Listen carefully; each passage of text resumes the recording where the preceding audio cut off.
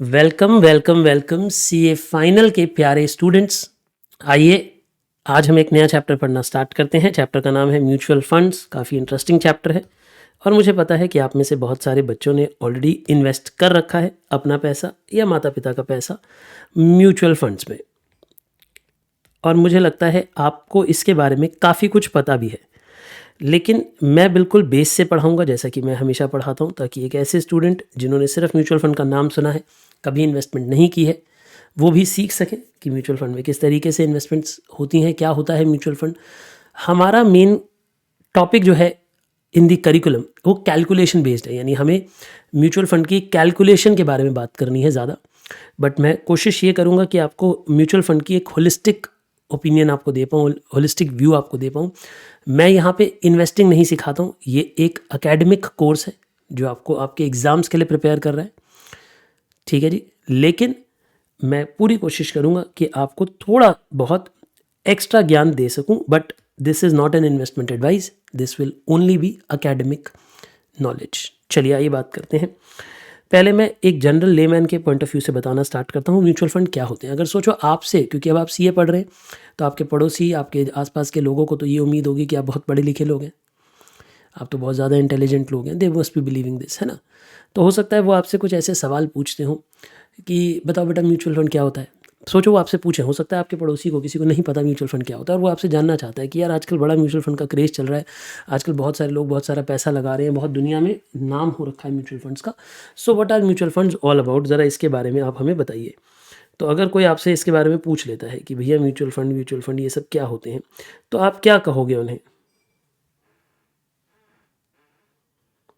ठीक है जी।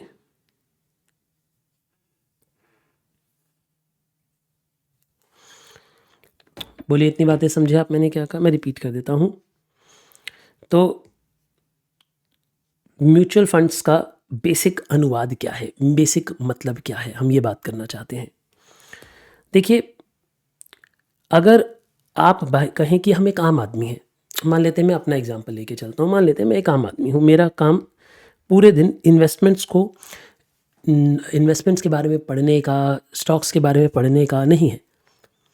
मैं बिल्कुल बिल्कुल बेस बिल्डिंग से बात कर रहा हूँ। आप चाहें तो एक चित्र बना सकते हैं, ध्यान से सोचिएगा बस।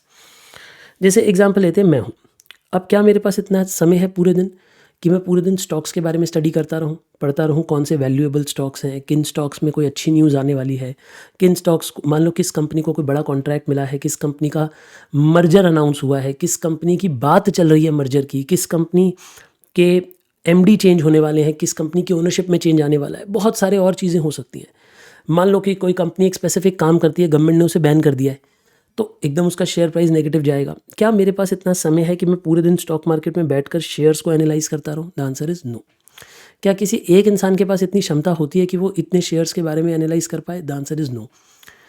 क्या हमारे पास अकेले के पास, मैं अपने बारे में बात कर रहा हूँ, कि हमारा कैपिटल बेस इतना बड़ा होता है कि हम अपना पूरा दिन किसी शेयर की वैल्यूएशन पे निकाल दें?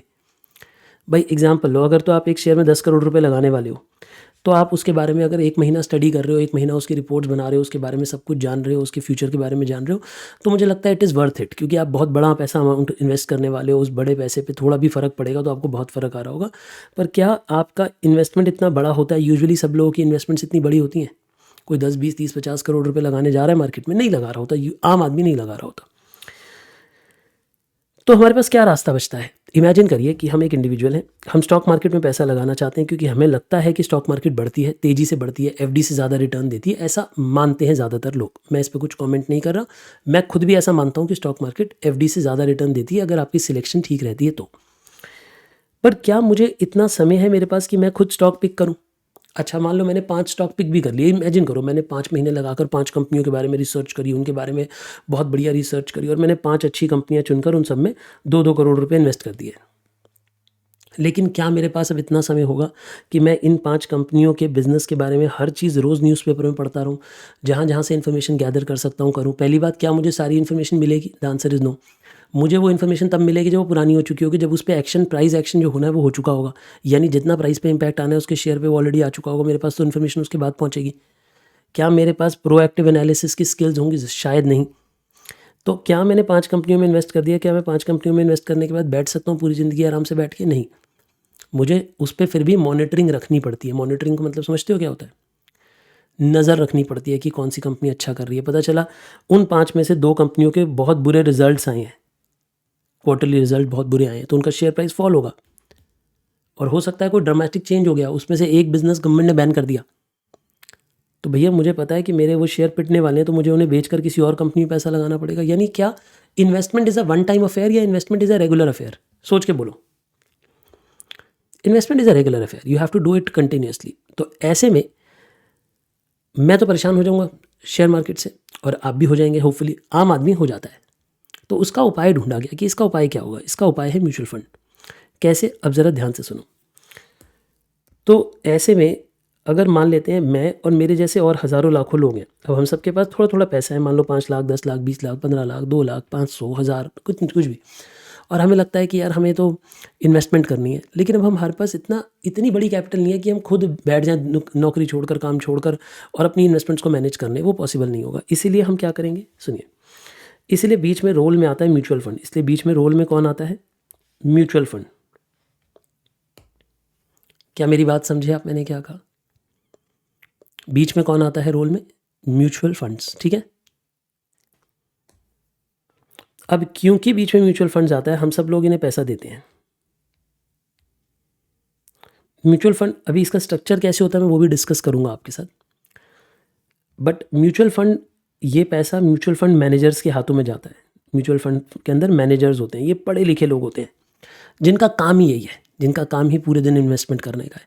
यानी इनकी नौकरी ही यही है। इनको 5 लाख, 10 लाख रुपए, 8 लाख रुपए सैलरी मिल रही है, इसी बात की मिल रही है कि भैया तुम पूरे दिन इन्वेस्टमेंट्स के बारे में स्टडी करते रहोगे। और फिर इनके अंडर टीम है, ये अकेले काम नहीं कर रहे। इनके पास मान लो 50 एनालिस्ट है, फिर 10 सीनियर एनालिस्ट हैं, फिर 2 मैनेजर्स हैं। अब ये सब लोग पूरे दिन अलग अलग कंपनियों पर रिसर्च करते रहते हैं। वो डेटा अपने सीनियर एनालिस्ट को देते हैं, वो मैनेजर्स के पास आती है, वो इन्फॉर्मेशन म्यूचुअल फंड मैनेजर के पास आती है। यानी एक तरीके से मैं अगर खुद इन्वेस्टमेंट एडवाइस लूँगा, मतलब मैं खुद अगर इन्वेस्टमेंट्स को खोजूंगा, ढूंढूंगा, खंगालूंगा, तो मेरी 2 आँखें हैं, एक दिमाग है। अब यहाँ पे उसी काम को करने के लिए शायद 100 दिमाग लगे हुए, 200 आँखें लगी हुई हैं। अग्री और डिसअग्री?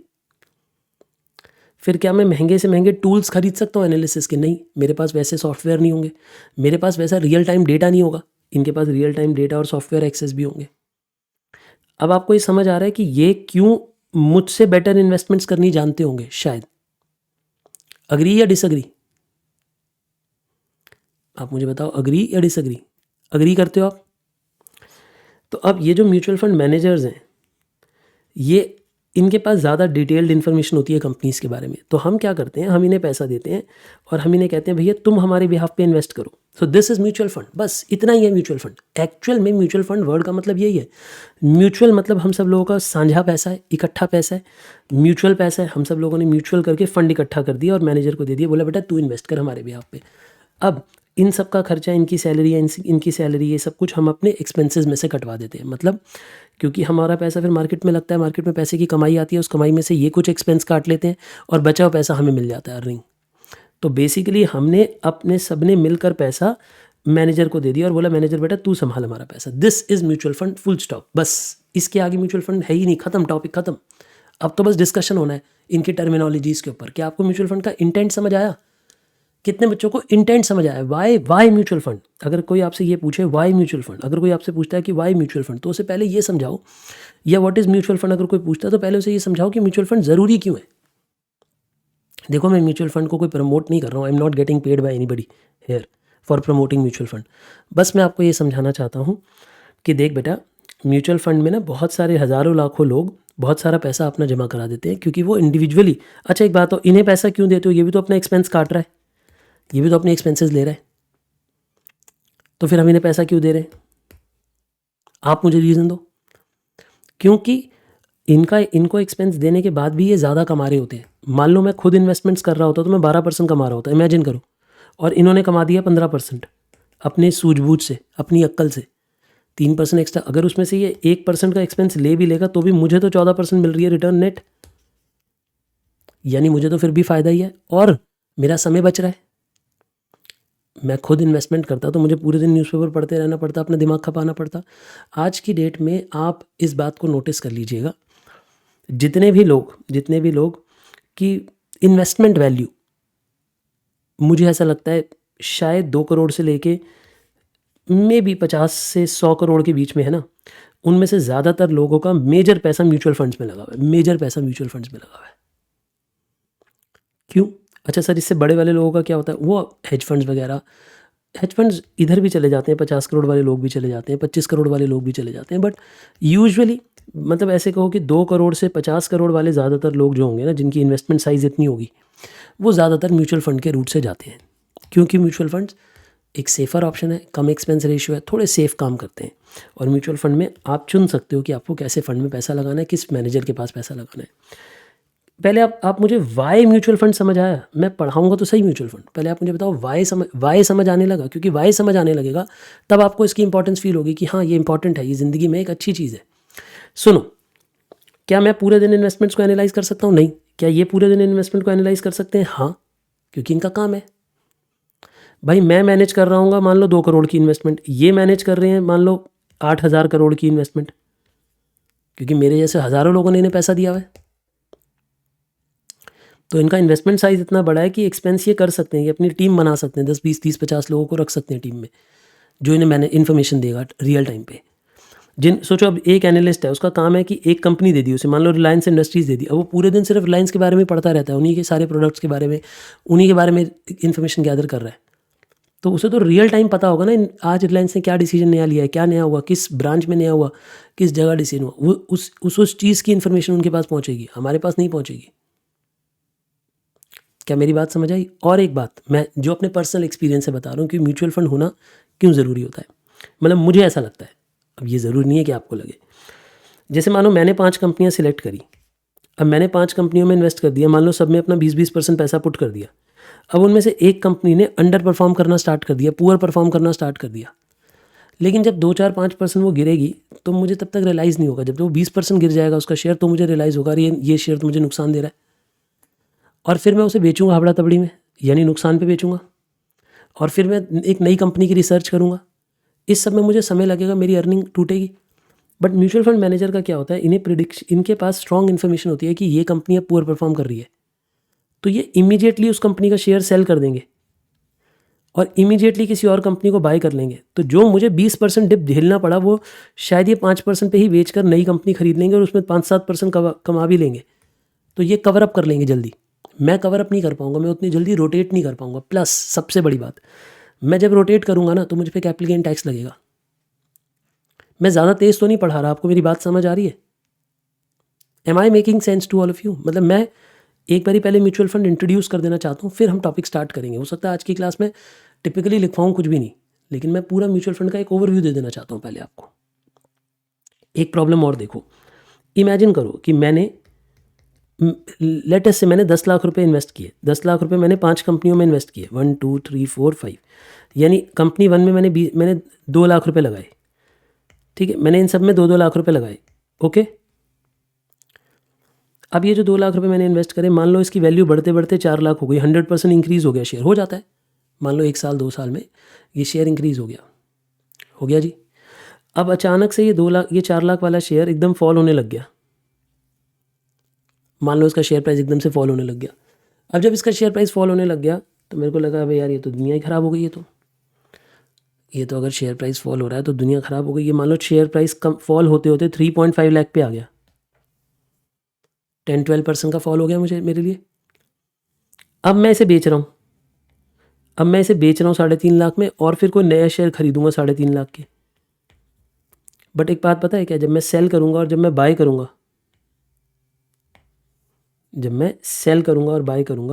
तो मुझे इसके बीच में भी कैपिटल गेन देना पड़ जाएगा। क्यों? क्योंकि मैंने खरीदा 2 लाख का था, बेचा 3.5 लाख का, तो 1.5 लाख रुपया कमाया है। उस 1.5 लाख पे भी मुझे कैपिटल गेन टैक्स पे करना पड़ जाएगा, तो मेरे हाथों में उतने पैसे नहीं बचेंगे, यानी मेरी इन्वेस्टमेंट खर्च हो जाएगी। जितनी बार भी मैं रोटेट करूंगा, मैं कुछ बेचूंगा, कुछ खरीदूंगा, कुछ बेचूंगा, कुछ खरीदूंगा, मेरी कैपिटल पे हमेशा कैपिटल गेन लगता रहेगा और मुझे नुकसान होता रहेगा, यानी मेरी कैपिटल इफेक्टिवली ग्रो नहीं करेगी। क्या मेरी बात आपको समझ आती है मैंने क्या कहा? तो इसीलिए भी म्यूचुअल फंड एक बेटर परफॉर्मेंस इंडिकेटर होता है, क्योंकि वहाँ पे एक समझदार आदमी जिस पे हम भरोसा कर सकते हैं, ऑब्वियसली बात है। ये आपका काम क्या रह गया? सोचो, अगर मैं आपको बोलूँ कि आज से आपको म्यूचुअल फंड इन्वेस्टिंग सीखनी है, आपको रियल टाइम इन्वेस्टिंग नहीं सीखनी, तो उसमें आपका काम क्या रह गया? आपको ऐसे म्यूचुअल फंड्स को खोजना है जो अच्छा परफॉर्म कर रहे हैं पास्ट में, जिनकी उम्मीद है कि आगे भी अच्छा परफॉर्म करेंगे, और जिनके म्यूचुअल फंड मैनेजर्स अच्छे हैं, जिनके म्यूचुअल फंड मैनेजर्स अच्छे हैं। अब म्यूचुअल फंड मैनेजर्स को कैसे ढूंढते हैं, म्यूचुअल फंड्स को कैसे ढूंढते हैं, हमें ये सब भी समझना है। मेरी बातें आप समझे मैंने क्या कहा? क्या मैं आपको एक दो वेबसाइट्स पे ले चलूँ, लाइव दिखाऊं, अलग अलग चीज़ें कुछ दिखाऊं वेबसाइट्स के थ्रू? चलिए, ये मैं आपको इस वक्त स्क्रीन पे मैं आपके लिए ले आया हूँ ICICI प्रूडेंशियल म्यूचुअल फंड। जैसे आप गूगल पे जाओगे, ICICI म्यूचुअल फंड डालोगे, आपको मिल जाएगा। हम इसकी वेबसाइट पे आ गए। अब मेरा इनसे कोई लेना देना नहीं है, आई am not a distributor, I am not an agent, I am not getting any commission. मैं सिर्फ आप जो कहोगे मैं वो दिखा दूंगा। 2-4 कंपनी, आराम से बैठो। आज की क्लास को ना जीवन की क्लास मानो, मतलब ऐसे मानो कि ये ज़िंदगी की क्लास है आपकी, है ना। एंड एक बात मानना, आज की क्लास में कुछ ना कुछ तो आप ज़रूर ऐसा सीख के जाओगे, पहली बात जो आपको पहले नहीं आता होगा, और दूसरी बात जो आपके जीवन में हमेशा काम आएगा, ठीक है ना। ट्रस्ट मी, मैं आपके ये अगले 2 आवर्स वेस्ट नहीं जाने दूंगा। I would try and invest so much power and knowledge into it कि आपके वो काम आए ही आए, ठीक है ना। अब देखिए, इसमें नीचे जाएंगे आप तो आपको बताया जा सकता है कि एक्सप्लोर ऑल आर फंड्स। तो हम इनके फंड्स एक्सप्लोर करते हैं कि अब इनके बारे में बात करेंगे, एक एक करके शब्दों के बारे में बात करेंगे, आते जाते रहेंगे अपने नोट्स पे भी। तो देखिए, पहली बात तो ये होता है, अब फंड्स कितनी तरह के होते हैं, ध्यान से सुनना। म्यूचुअल फंड्स कितनी तरह के होते हैं? एक होते हैं इक्विटी फंड्स। सुनो मेरी बातों को सुनो। इक्विटी फंड्स का मतलब है हम पैसा देंगे फंड हाउस को और वो इन्वेस्ट करेगा इक्विटी में। वैसे यही सबसे पॉपुलर भी होंगे। बताओ क्यों ये सबसे पॉपुलर होंगे? हम और आप में, क्योंकि हमें लगता है इक्विटी तेज़ बढ़ती है। फिर होंगे डेट फंड्स। इसमें क्या होगा, हम पैसा देंगे इन्हें और ये पैसा कहाँ लगाएंगे? डेट में लगाएंगे, डिबेंचर्स में, गवर्नमेंट के बॉन्ड्स में। हाइब्रिड में क्या होगा कि वो पैसा दोनों में लगाया जाएगा, कुछ डेट में कुछ इक्विटी में। फिर सॉल्यूशन ओरिएंटेड हैं, फंड ऑफ फंड्स हैं, फिर इंडेक्स फंड्स हैं। इनके बारे में एकदम क्विकली मैं बताऊं। सॉल्यूशन ओरिएंटेड में क्या होता है कि आपका कोई पर्पस बताया जाता है, उस पर्पस के हिसाब से इन्वेस्टमेंट की जाएगी। फंड ऑफ फंड्स में क्या होता है कि ये बहुत बढ़िया बात है। वैसे कुछ लोग कहते हैं इसे दुनिया की सबसे बड़ी बेवकूफ़ी, कुछ लोग कहते हैं इसे दुनिया की सबसे अच्छी चीज़। फंड ऑफ फंड्स का मतलब क्या है कि हम इस फंड को पैसे देंगे, ये आगे म्यूचुअल फंड में पैसे लगाएगा। फंड ऑफ फंड समझते क्या होता है बेटा? डैडी का डैडी, मतलब ग्रैंड डैडी, है ना। तो ध्यान से समझो, इसमें क्या होगा। अब इसमें आप बोलोगे सर इसमें तो 2 बारी फीस कटेगी। हाँ, फीस 2 बार कटेगी। कैसे? सुनो मेरी बात। मान लो मैंने फंड ऑफ फंड्स को पैसे दिए और मैंने बोला, पता है ये किन लोगों के लिए होता है? ये सुपर आलसी लोगों के लिए है। आप मेरी बात को समझो। आप ये कह रहे हो मैं इतनी भी मेहनत नहीं कर सकता कि मैं म्यूचुअल फंड खुद सिलेक्ट करूं। आप बात रही सी समझ रहे हो आप बंदे की? वो कह रहा है इतना टाइम किसके पास है कि म्यूचुअल फंड बैठ के सिलेक्ट करूं। ये कौन करता है? हम पैसा देंगे फंड ऑफ फंड्स को, ये फंड ऑफ फंड्स के मैनेजर म्यूचुअल फंड सिलेक्ट करके उनमें पैसा लगाएंगे, फिर वो म्यूचुअल फंड मार्केट में पैसा लगाएंगे। तो जब कमाई आएगी तो पहले वो वाले म्यूचुअल फंड पैसा अपनी फीस काटेंगे, फिर ये वाला म्यूचुअल फंड अपनी फीस काटेगा आपसे, फिर आपको मिलेगी। तो इसमें एक्सपेंस रेशियो डबल हो जाती है। कितने बच्चों को समझ आई ये बात? अब मैं ये नहीं कह रहा कि अमीरों के लिए गरीबों के लिए, बट मुझे ऐसा लगता है थोड़े आलसी लोग लेते होंगे, मुझे ऐसा लगता है। मतलब मुझे इसका केस स्टडी उतना नहीं समझ आता। इंडेक्स फंड का मतलब होता है कि इसमें हम पैसा देंगे और वो पैसा किसी इंडेक्स को फॉलो करेगा। इंडेक्स जैसे कि निफ्टी 50। मैं आपको समझाने के लिए निफ्टी 50 का एग्जांपल ले लेता हूँ। यानी निफ्टी 50 में टॉप 50 कंपनीज आती हैं। आई होप ये बात आपको पता है। आपको ये बात पता है? एक काम करते हैं, मैंने एक बारी पहले आपको अपनी स्क्रीन पे लेके चलता हूँ। देखो मेरी स्क्रीन पे आ गए आप। मैं पहले ना आपको ये बात समझाता हूँ। देखो भारत में जो मार्केट है ना, इक्विटी की जो मार्केट्स हैं, आप ये बनाना चाहो तो बना सकते हो। देखो इक्विटी की मार्केट में जो टॉप 100 कंपनीज होंगी, 1 से लेके 100 तक सबसे बड़ी मार्केट वैल्यू वाली कंपनीज, 1 से 100 तक सबसे बड़ी मार्केट वैल्यू वाली कंपनी, मतलब आप नंबर ऑफ शेयर्स देखोगे इनटू एमपीएस देखोगे तो इससे मार्केट वैल्यू आ जाती है। क्या ये बात आपको समझ आती है मैं क्या बोल रहा हूँ? आप नंबर ऑफ शेयर्स को मार्केट प्राइस से मल्टीप्लाई करोगे तो आपको मार्केट वैल्यू पता लग जाती है। ऐसे मार्केट वैल्यू निकाल लो हर कंपनी की। तो जो टॉप 100 कंपनीज है ना भारत में, टॉप 100 कंपनीज, वो कहलाती हैं लार्ज कैप। वो क्या कहलाती हैं बेटा? Large cap.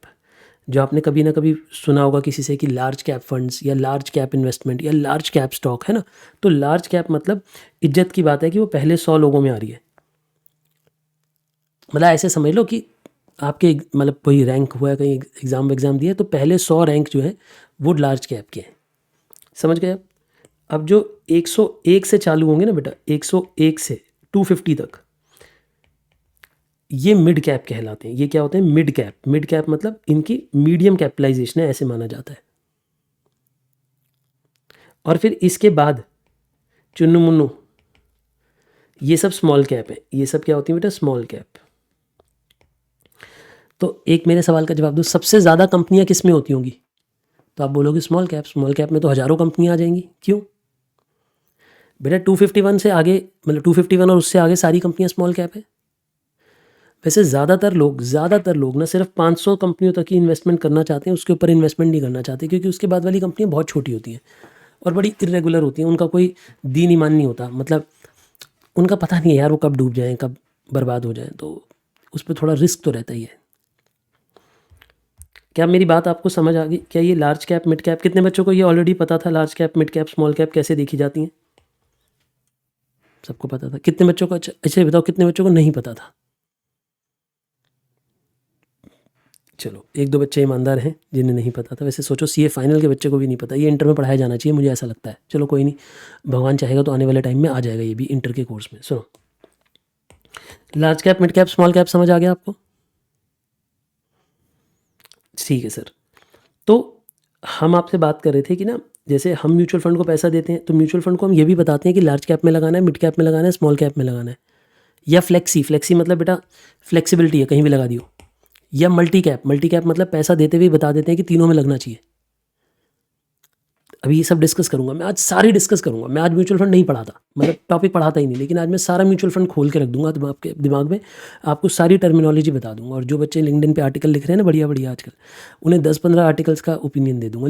लिखा करो अपने आर्टिकल्स इन सब चीज़ों पर, लिखा करो।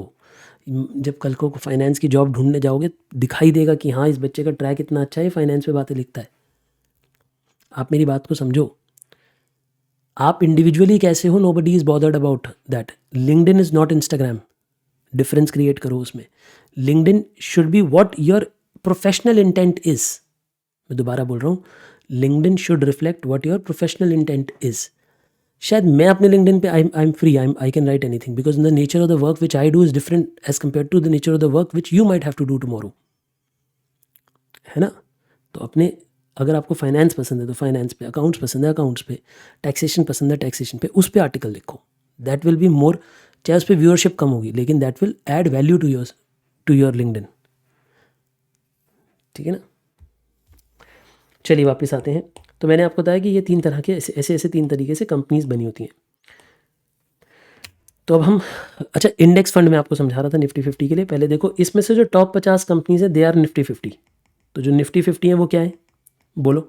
अगर आपसे पूछता है कोई टॉप निफ्टी 50 क्या होता है, तो जो इन 100 में भी जो टॉप 50 कंपनीज हैं दे आर निफ्टी 50। यानी ये 50 टॉप कंपनीज हैं जो मार्केट कैपिटलाइजेशन के हिसाब से बड़ी हैं। अब इसमें भी इंडिया में फ्री फ्लोट मार्केट कैपिटलाइजेशन चलता है, वो क्या होता है वो भी बताऊंगा मैं आपको थोड़ी देर में। तो फ्री फ्लोट मार्केट कैपिटलाइजेशन में टॉप 50 कंपनीज को देखा जाता है, they are called. Large cap में टॉप 50 जो है, इसलिए अच्छा आपने देखा होगा कभी कभी आजकल ऐसे भी होता है नेक्स्ट 50। कभी आपने सुना है नेक्स्ट 50, निफ्टी नेक्स्ट 50? इसका मतलब होता है कि इन कंपनियों की भी आजकल इंडेक्स बनती है। तो इंडेक्स इनकी भी बनती है। इंडेक्स बहुत सारी तरीके से बन सकती है, निफ्टी 50 एक एग्जाम्पल है। ठीक है ना? तो वापस ले आता हूँ मैं आपको। इंडेक्स फंड की बात कर रहे थे। इंडेक्स फंड क्या होते हैं? ये इंडेक्स पे बेस्ड होते हैं। इंडेक्स क्या होती है मैंने थोड़ा सा भी आपको बताया, निफ्टी 50 होती है। चलो हम अपनी आज की क्लास पे वापस आ जाते हैं। ये है इक्विटी फंड के बारे में। ठीक है ना? अब जैसे इन्होंने अपने इक्विटी फंड के एग्जाम्पल दिए हैं, देखो कितने सारे इक्विटी फंड के एग्जाम्पल दिए हैं। सी ऑल पे क्लिक कर देंगे तो आपका दिमाग ख़राब हो जाएगा कि अकेला ICICI ही कितनी तरीके के फंड बेचता है। देख रहे हो? अब देखते जाना ज़रा। 3, 3, 6, 9, 12, 15, 18, 21, 24, 27, 30, 31 तो अभी मुझे दिख रहे हैं। 31 type of mutual fund is what I can see right now. ठीक है ना? तो अब आप इसमें किसी में भी इन्वेस्ट कर सकते हो, आपकी इच्छा है। यानी फिर से वहीं आ जाओ, कहाँ मैं खड़ा हूँ पैसे लेके। क्या मेरे को अपने आप कंपनी के शेयर पसंद करने चाहिए या मुझे फंड के थ्रू इन्वेस्ट करना चाहिए? आज हम बात कर रहे हैं कि आज हमें फंड के थ्रू इन्वेस्ट करना है। आज हम ये सीख रहे हैं। अब हमारी अगली 5-7 क्लास का मुद्दा यही है कि हमें म्यूचुअल फंड में कैसे इन्वेस्ट करना है। और म्यूचुअल फंड की टर्मिनोलॉजी क्या है, कैलकुलेशन कैसे है, वो सब समझना है। तो देखो, अगर आप ये देखते हो कि इन्होंने इतनी सारी फंड्स लगा रखे हैं, अब मैं इन्होंने शो परफॉर्मेंस फॉर 1 ईयर, मैं एक काम करता हूँ, मैं शो परफॉर्मेंस सिंस इंसेप्शन कर देता हूँ कि जब, या चलो 5 साल की कर देता हूँ, 5 साल की परफॉर्मेंस देखो। अब देखो, ये इनका मैन्युफैक्चरिंग फंड है, इसकी 5 साल की परफॉर्मेंस 28% है। 28%। यानी जीवन में आप जितनी मर्जी इन्वेस्टमेंट कर रहे हो, देखो मेरी बातों का बुरा मत मानना, आप किसी भी इन्वेस्टमेंट में 28% नहीं कमा रहे होगे। कमा रहे होगे? शायद नहीं। आपने कुछ नहीं करना था, अगर आप इस फंड में पैसा डाल के भूल जाते ना, तो 28% तो ये फंड अकेले कमा देता। सोचो, कोई टैक्स नहीं, कोई कुछ नहीं, जब तक बेचोगे नहीं। हाँ, ये जो फंड की इन्वेस्टमेंट दी होगी, CAGR दी होगी, मतलब ये एनुअल रेट होगी बेटा, ठीक है ना। ये देखो, ओहो क्या क्लिक कर दिया मैंने, कहीं और ही आ गया मैं, वापस जाऊँ। ये ना एक्चुअली मैं इस स्क्रीन को वो कर रहा हूँ, ये अच्छा इसकी इन्वेस्टमेंट दिखा रहा है, इसके बारे में थोड़ा सा पढ़ें। ये देखो, चलो इसके बारे में थोड़ा पढ़ते हैं, पढ़ें। देखो, एक एक करके शब्द समझते जाना। NAV का मतलब क्या है, पहले सुनो। NAV मतलब होता है नेट एसेट वैल्यू। बोलो मेरे साथ साथ, बोलो, नेट एसेट वैल्यू, ये मतलब है इसका NAV का। सर ये क्या होता है, आइए ये डिस्कस करके आते, एक एक करके वर्ड डिस्कस करके आए ना। तो जो वर्ड आपने मुझसे पूछा वो है NAV। अब ये क्या होता है भैया, देखो ध्यान से, NAV क्या होती है। मैं इन्वेस्टर, बेचारा मासूम सा इन्वेस्टर, मैंने अपना पैसा किसे दिया, मैंने अपना पैसा दिया म्यूचुअल फंड को। जब मैंने अपना पैसा म्यूचुअल फंड को दिया, प्लीज़ सुनना आराम से, तो यूजुअली म्यूचुअल फंड शुरू में मुझे 1 यूनिट देता है, तो 10 रुपये लेता है। यूजुअली 1 यूनिट के 10 रुपये लेता है कम, यूजुअली म्यूचुअल फंड। अभी अब इंडिया में अभी यूनिट ज़्यादातर 10 रुपये का होता है, कोई कोई 100 का भी इशू करता है, ज़्यादातर 10 रुपये का होता है। तो मानो कि ये यूनिट 10 रुपये का था, तो मेरे उस 1 यूनिट की पहले दिन कीमत कितनी थी, जल्दी बोलो। जब पहले दिन मैंने यूनिट खरीदा तो मेरे यूनिट की वैल्यू कितनी थी, 10 रुपये। अच्छा, अब कहानी को सुनना सिर्फ, क्या मैंने अकेले ने पैसे दिए होंगे या ऐसे लाखों लोगों ने पैसे दिए होंगे? लाखों लोगों ने पैसे दिए होंगे। जिसने 10-10 रुपये दिए होंगे उन्हें 1-1 यूनिट मिल गया होगा। जिसने 20 रुपये दिए होंगे उसे 2 यूनिट मिल गए होंगे। जिसने 100 रुपये दिए होंगे उसे 10 यूनिट मिल गए होंगे। ऐसे यूनिट बट गए होंगे सबको। ये एक तरीके से शेयर्स की तरह ही है अनिस, जैसे आप किसी कंपनी के शेयर खरीदते हैं, शेयर्स की तरह ही, बस इसे यूनिट बोलते हैं, ठीक है जी। अब ये जो पैसा इकट्ठा हुआ, मान लो 200 करोड़ इकट्ठे हुए, क्या ये 200 करोड़ म्यूचुअल फंड FD करा देगा या म्यूचुअल फंड इसे मार्केट में इन्वेस्ट करेगा? म्यूचुअल फंड इस पैसे को मार्केट में इन्वेस्ट करेगा। ध्यान से सुनो एक एक वर्ड, ये आपका प्रैक्टिकल स्टार्ट कर रहा हूँ मैं, इसके बारे में प्रैक्टिकल क्वेश्चन है हमारे कोर्स में। आधा चैप्टर NAV पे बेस्ड है आपका, तो NAV का मतलब ही नहीं समझोगे तो क्या होगा, पहले मतलब समझो। सुनो, अब ये 200 करोड़ मार्केट में इन्वेस्ट होंगे। आज से ज़्यादा मत लिखो, कोई बात नहीं, ये सब आगे भी दोबारा आएगा। अब इस 200 करोड़ में से मान लो कुछ पैसा उसने लार्ज कैप में लगा दिया। मान लो ये मल्टी कैप है। मल्टी कैप मतलब होता है कि ये मल्टीपल कैप में पैसा लगाएगा। मल्टी कैप म्यूचुअल फंड है। इसने कुछ पैसा लार्ज कैप के शेयर्स में लगा दिया, कुछ पैसा मिड कैप के शेयर्स में लगा दिया, कुछ पैसा स्मॉल कैप के शेयर्स में लगा दिया, कुछ पैसा इसके पास कैश में पड़ा हुआ है, कुछ इसकी लाइबिलिटीज़ भी हैं, हो सकता है कुछ लाइबिलिटीज़ भी होंगी। भाई किसी को पैसा देना है, कोई एक्सपेंसेस पे करने हैं, कोई आउटस्टैंडिंग है, कोई कमीशन पे होनी है, तो इन सब की ना, अब मान लो ये पैसा मैंने दिया था आज से 2 साल पहले। प्लीज़ सुनो मेरी बात को, मैंने ये पैसा 10 रुपया कब दिया था, 2 साल पहले। लेकिन आज इस पैसे को फिर वो सबका पैसा मिला के 200 करोड़ थे, आज 200 करोड़ को अलग अलग जगह पे इन्वेस्ट किया। मानो इसकी इन्वेस्टमेंट माइनस दिस करके आज ये वैल्यू पहुंच चुकी है 340 करोड़। यानी जो हम सब ने मिलकर 200 करोड़ रुपए लगाए थे, आज उसकी मार्केट में वैल्यू कितनी है, आज उस पैसे के एसेट्स की वैल्यू कितनी है। मैं एक सवाल पूछ रहा हूं आपसे, हम सब लोगों ने मिलकर म्यूचुअल फंड में पैसे लगाए 200 करोड़। वो 200 करोड़ आज की डेट में वैल्यू कितनी रखते हैं? यानी आज जब मार्केट बंद हुई 3:30 बजे, स्टॉक मार्केट बंद हो गई 3:30 बजे आपकी, 3:30 बजे जो, अब मान लो आपके पास रिलायंस के शेयर्स पड़े थे, रिलायंस के मान लो आपके पास 10,000 शेयर्स पड़े थे, तो 10,000 शेयर्स की क्या प्राइस है उससे मल्टीप्लाई करो। समझते हो आप मेरी बात? ऐसे तो आपको उसकी वैल्यू पता लगेगी, ऐसे टाटा के शेयर्स की वैल्यू पता लगेगी, ऐसी अन्य शेयर्स की वैल्यू पता लगेगी, ऐसे सारे शेयर्स की वैल्यू पता लगेगी। यानी आपको जिस दिन आज दिन खत्म हुआ है उस दिन की 340 करोड़ की वैल्यू है। तो अब आप इस 340 करोड़ की वैल्यू को divided by number of unit से डिवाइड कर दो, नंबर ऑफ यूनिट से डिवाइड कर दो। ये नेट एसेट्स है, ये नेट एसेट मतलब कि हमारे म्यूचुअल फंड के पास इतने एसेट्स हैं, ठीक है जी। और इसे नंबर ऑफ यूनिट से डिवाइड कर दो। मान लेते हैं कि नंबर ऑफ यूनिट्स हैं इसके 20 करोड़, क्योंकि 10 रुपये का एक यूनिट था ना, तो 20 करोड़ लोग यूनिट्स इशू करे होंगे। मान लो किसी ने अपना अभी तक यूनिट विड्रॉ ही नहीं करे, किसी ने नया पैसा ऐड भी नहीं हुआ, नया पुराना पैसा विड्रॉ भी नहीं हुआ। मान लेते हैं कि आज यूनिट 20 करोड़ ही है, तो यानी हर यूनिट कितने का हुआ? It is called NAV। NAV 17 रुपये की है। तो NAV 17 रुपये होने का मतलब क्या है? निहार, इस बात को समझना निहार। यानी हमने जब 10 रुपये लगाए थे, आज उस 10 रुपये की वैल्यू 17 रुपये है। यानी अगर आज मैं म्यूचुअल फंड हाउस जाता हूँ और मैं कहता हूँ ये लो यूनिट, मेरे पैसे वापस करो, तो मुझे 17 रुपये वापस दे देगा। मैंने इन्वेस्ट कितने करे थे? 10 रुपये, और मुझे वापस कितने देगा? 17 रुपये। तो मुझे 70% का प्रॉफिट हो गया। Nihar, am I clear? Is every word clear till now? यानी अगर मैं आज अपने यूनिट रिडीम करूंगा तो म्यूचुअल फंड हाउस मुझे 17 रुपये के रेट पे पैसा वापस देने को तैयार है। ये मतलब है NAV का। So what is NAV? बोलो एक बारी, बोलो रतिकांत, व्हाट इज NAV? तो NAV का मतलब है कि आज उस म्यूचुअल फंड के उस एक यूनिट की क्या वैल्यू है। That is called NAV, net asset value. Am I clear? पक्की बात है? शाबाश मेरे बच्चे, शाबाश, बहुत बढ़िया कि आपको NAV समझ आ रही है। चलिए वापस आते, मैं ऐसे वर्ड पढ़ाता रहूँगा, आते जाते रहूँगा। मैं पहले ना अभी आपको आज मैं वेबसाइट पढ़नी सिखा रहा हूँ कि किसी भी म्यूचुअल फंड हाउस की वेबसाइट कैसे पढ़ते हैं। तो NAV समझ आ गई आज आपको। तो देखो हम इधर बात कर रहे थे NAV के बारे में। तो अगर मैं बोलता हूँ कि इस फंड की NAV 35.68 है, इसका मतलब क्या है? सौम्या, इसका मतलब क्या है कि अगर आपने शुरू में इसमें 10 रुपये लगाए थे, आज उस 10 रुपये की वैल्यू 35.68 है। यानी आज ये म्यूचुअल फंड एक यूनिट वापस दो और 35 रुपये ले लो। और अगर आज खरीदना चाहते हो तो 35 रुपये दो, एक यूनिट खरीद लो। आज ये रेट है। तो this is NAV। NAV actually में क्या होता है, समझ आ गया? सर ये एक तरह का मार्केट प्राइस है।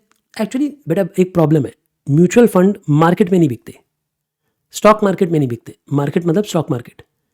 म्यूचुअल फंड मार्केट में नहीं बिकते। म्यूचुअल फंड खरीदे और बेचे, म्यूचुअल फंड एजेंसी पे जाएंगे वापस। मतलब जो म्यूचुअल फंड हाउस है वही खरीदेगा, वही बेचेगा। These are not traded in open market. जब म्यूचुअल फंड ओपन मार्केट में ट्रेड होते हैं ना, स्टॉक मार्केट में, तो वो ETF बन जाते हैं, वो एक अलग टॉपिक है। वो एक्सचेंज ट्रेडेड फंड बन जाते हैं, वो म्यूचुअल फंड नहीं होते, वो ETF होते हैं। दोनों में डिफरेंस है, वो अलग से किसी दिन मैं पढ़ा दूंगा आपको व्हाट आर ETF। जब ये चैप्टर खत्म होगा तब बता दूंगा। बट मेरे एक सवाल का जवाब दो, क्या म्यूचुअल फंड स्टॉक मार्केट में ट्रेड होते हैं? You should tell me no. Answer बोलो, नो। तो म्यूचुअल फंड खरीदे और बेचे कहाँ से जाते हैं?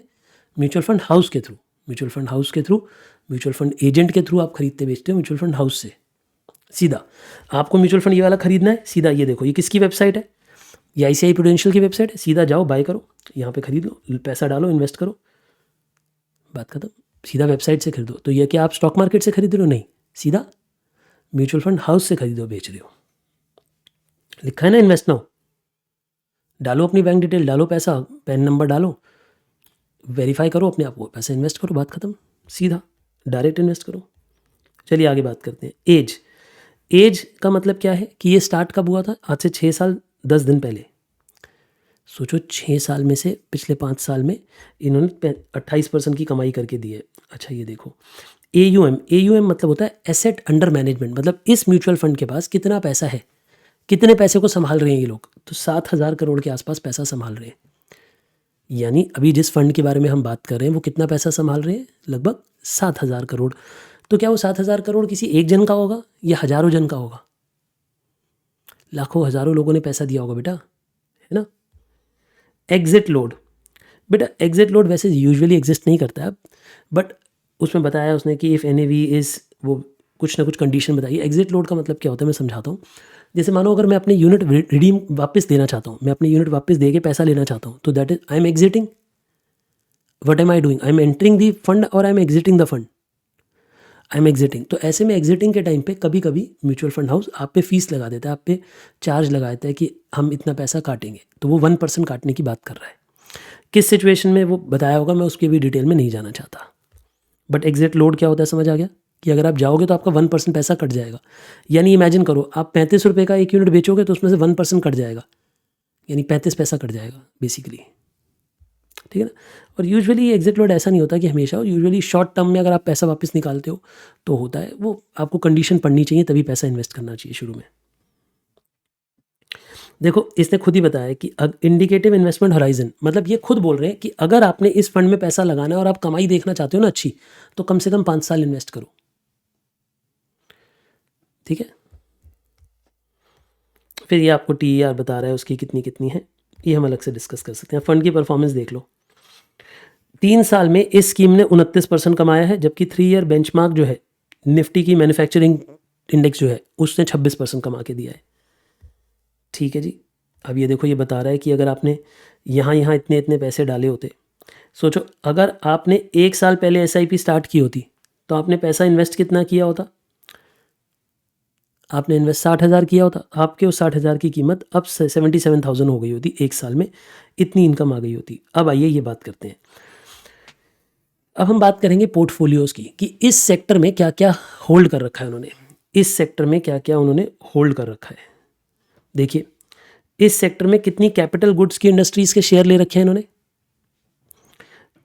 21%, 22%, ऑटोमोबाइल के 20%, मेटल एंड माइनिंग के 14.6%, कंस्ट्रक्शन 10%, हेल्थ केयर में 9%, और कहाँ कहाँ पैसा लगाया हुआ है इन्होंने, कंस्ट्रक्शन में 4%, केमिकल्स में 7%, टेक्सटाइल में 2% के आसपास, कंज्यूमर ड्यूरेबल इतना, अलग अलग जगह कितना कितना। हमें ये भी पता लग जाता है कि इस फंड ने कहाँ कहाँ कितना कितना पैसा लगाया हुआ है। आप देख पा रहे हैं ये सारी बातें, कहाँ कहाँ पैसा लगाया हुआ है। आप ये देखना चाहते हो कि इस फंड की फंड मैनेजर कौन है, ये सब समझना चाहते हो, तो आइए फंड मैनेजर से मिलते हैं। हाँ भैया कौन संभाल रहा है इसे, तो इस फंड को संभालने के लिए कोई अनीश जी को रखा है और ललित जी को रखा है। ललित जी 13 साल से फंड संभाल रहे हैं, एक्सपीरियंस कर रहे हैं फंड्स को, और अनीश जी 28 साल से फंड को मैनेज कर रहे हैं। आइए इनके बारे में बात करते हैं। हाँ भैया अनीश जी, अनीश जी क्या क्या संभाल रहे हो आप। अनीश जी की परफॉर्मेंस के अंडर ये परफॉर्मेंस आई है, ये और कौन कौन से फंड संभालते हैं इनका भी नाम आ जाएगा, ये उसमें कैसा परफॉर्म कर रहे हैं ये भी बता दिया जाएगा, फंड से अच्छा परफॉर्म कर रहे हैं बुरा परफॉर्म कर रहे हैं, सारी बात आप इधर देख के बता सकते हो। यानी आप इस बंदे की भी जो बोलते हैं ना कि कच्चा चिट्ठा निकाल सकते हो, मतलब समझते हो क्या होता है, इस बंदे की भी डिटेल निकाल सकते हो कि ये कौन कौन से फंड का मैनेजर है। आप एक बात नोटिस करो, अगर एक बंदा 4-5 फंड संभाल रहा है और सब में अच्छा परफॉर्म करवा रहा है, इसका मतलब बंदा बढ़िया है, इसका मतलब बंदा बढ़िया है। और एक बंदा है जो 4-5 फंड संभाल रहा है सब में नुकसान करा रहा है, इसका मतलब समझ ही जाओ, है कि नहीं। और ये हमेशा जब भी आपको अपना रिजल्ट देंगे तो बेंचमार्क भी साथ में देंगे। बेंचमार्क मतलब किससे कंपैरिजन होना चाहिए। अब आप मैन्युफैक्चरिंग की बात करें तो मैन्युफैक्चरिंग वाली कंपनियों से ही कंपैरिजन करोगे ना, आप कंपेयर किससे करते हो अपनी इंडस्ट्री से, तो कंपेरेबल इंडस्ट्री का भी रिजल्ट देगा। जैसे एक बात समझो, अब ये बंदा कोई फंड संभालता है जो कि बिजनेस साइकिल फंड है, ठीक है ना। देखो अब बेंचमार्क की कमाई है 41%, इस फंड ने कमा के दिखाया 47%। बेंचमार्क की कमाई 18%, इस फंड ने कमाया 23%। 5 साल पहले तो ना तो बेंचमार्क था ना ये फंड था। तो बेसिकली हम ये कह सकते हैं कि पिछले 3 साल में इस फंड ने आउट परफॉर्म किया है बेंचमार्क को, बेंचमार्क को आउट परफॉर्म किया है। तो बताओ ये फंड मैनेजर अच्छा है या बुरा है। अच्छा फंड मैनेजर है, बेंचमार्क से बेटर परफॉर्म कर रहा है। चलिए अनीश जी से तो मिल लिए हम, स्कीम की ऑप्शंस दे रहे हैं फिर, ठीक है जी। अब देखो पहले ना मैं आपसे एक डिस्कशन करना चाहूँगा रेगुलर ग्रोथ पे। रेगुलर ग्रोथ देख लिया आपने 28%, और डायरेक्ट ग्रोथ पे 29.29%। मैं दो चीज़ों का कंपैरिजन कराना चाहता हूँ आपको। रेगुलर ग्रोथ और डायरेक्ट ग्रोथ में क्या फ़र्क है, आइए इस पर डिस्कशन करते हैं। रेगुलर ग्रोथ और डायरेक्ट ग्रोथ में क्या फ़र्क है। परसेंटेज याद रखना, 29.29, 28.04, ठीक है ना। मैं इस शब्दों के बारे में आपसे बात करूंगा, रेगुलर ग्रोथ और डायरेक्ट ग्रोथ।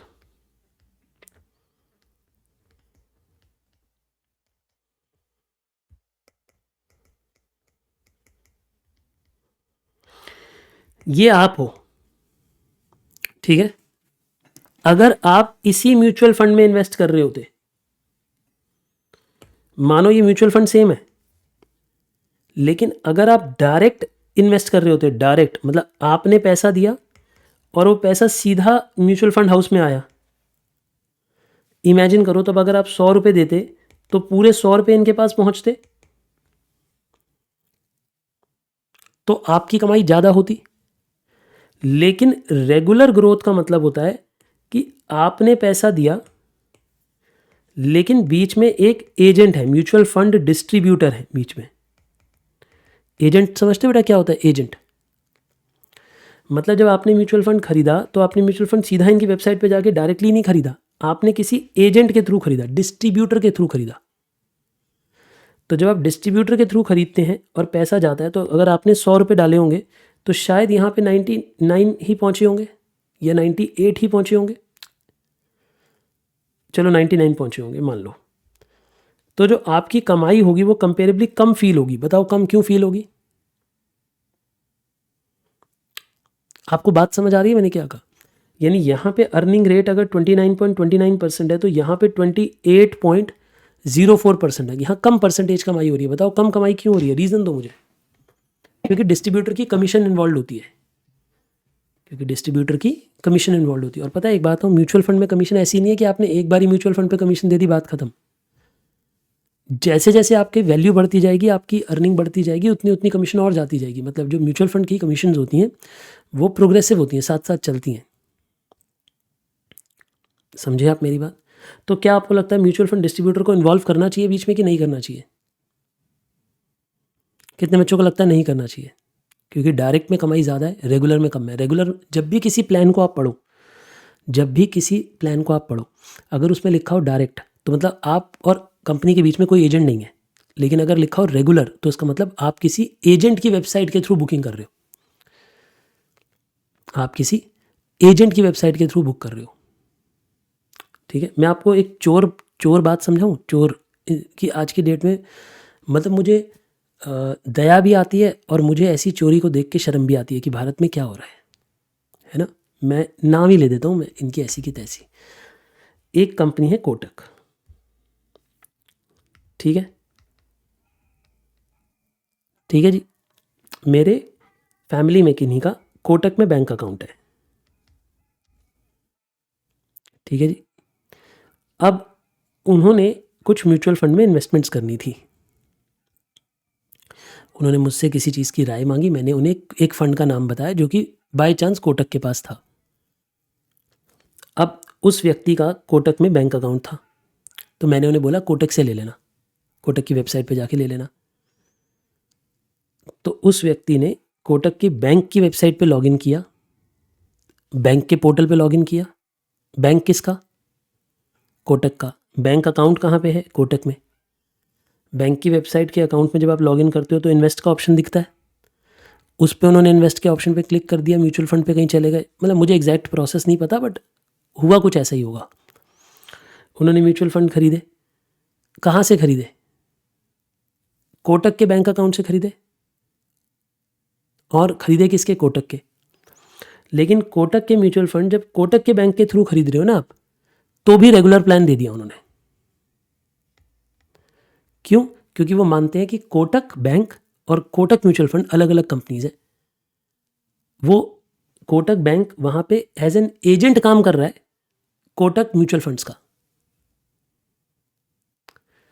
तो कोटक की जो म्यूचुअल फंड है वो अलग वेबसाइट है, आपको मेरी बात समझ आई? अगर आप वहाँ लॉगिन करते, वहाँ नया लॉगिन बना लेते अपना आधार पैन डाल के और वहाँ पे अपने बैंक अकाउंट को लिंक करके उधर खरीदते, तो वो कमीशन बचती। वैसे मुझे ऐसा लगता है कि इट इज़ शेयर चोरी। मतलब मेरी बातें हो सकता है आपको बुरी लग रही हूँ, बट ना भारत का जो आम नागरिक है वो हमारे जितना पढ़ा लिखा नहीं है, आपके जितना पढ़ा लिखा नहीं है। सच बता रहा हूँ मैं आपको, फाइनेंशियली नहीं है वो पढ़ा लिखा। इंजीनियर भी है ना, डॉक्टर भी है, तो भी वो फाइनेंशियली पढ़ा लिखा नहीं है बेचारा, उसे फाइनेंस नहीं समझ आता। अब उनका एक बड़ा अमाउंट था जो कि अब मुझे ऐसे लगता है कि मेरी ही गलत रिकमेंडेशन थी। मैंने उन्हें बोला कोटक की वेबसाइट पे जाके ले लेना, मैंने ये नहीं बोला कोटक की म्यूचुअल फंड वाली वेबसाइट पे जाके ले लेना, मेरी गलती है।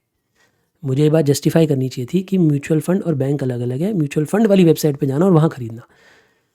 ऐसे हो जाता है कभी कभी कि नहीं हो जाता, ठीक है ना? ऐसे बोलो, ये बातचीत समझ आ गई ना आपको मैंने क्या कहा कि रेगुलर प्लान और डायरेक्ट प्लान में क्या अंतर है? कितने बच्चों को नहीं समझ आया है? ऐसे हाथ उठा लो, नहीं समझ आया तो। सभी को समझ आ गया? चलिए वापस चलें वेबसाइट पे पढ़ने।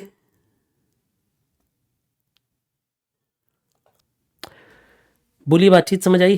कैसा लग रहा है आपको मैन्युफैक्चरिंग फंड से मिलके? अच्छा लग रहा है?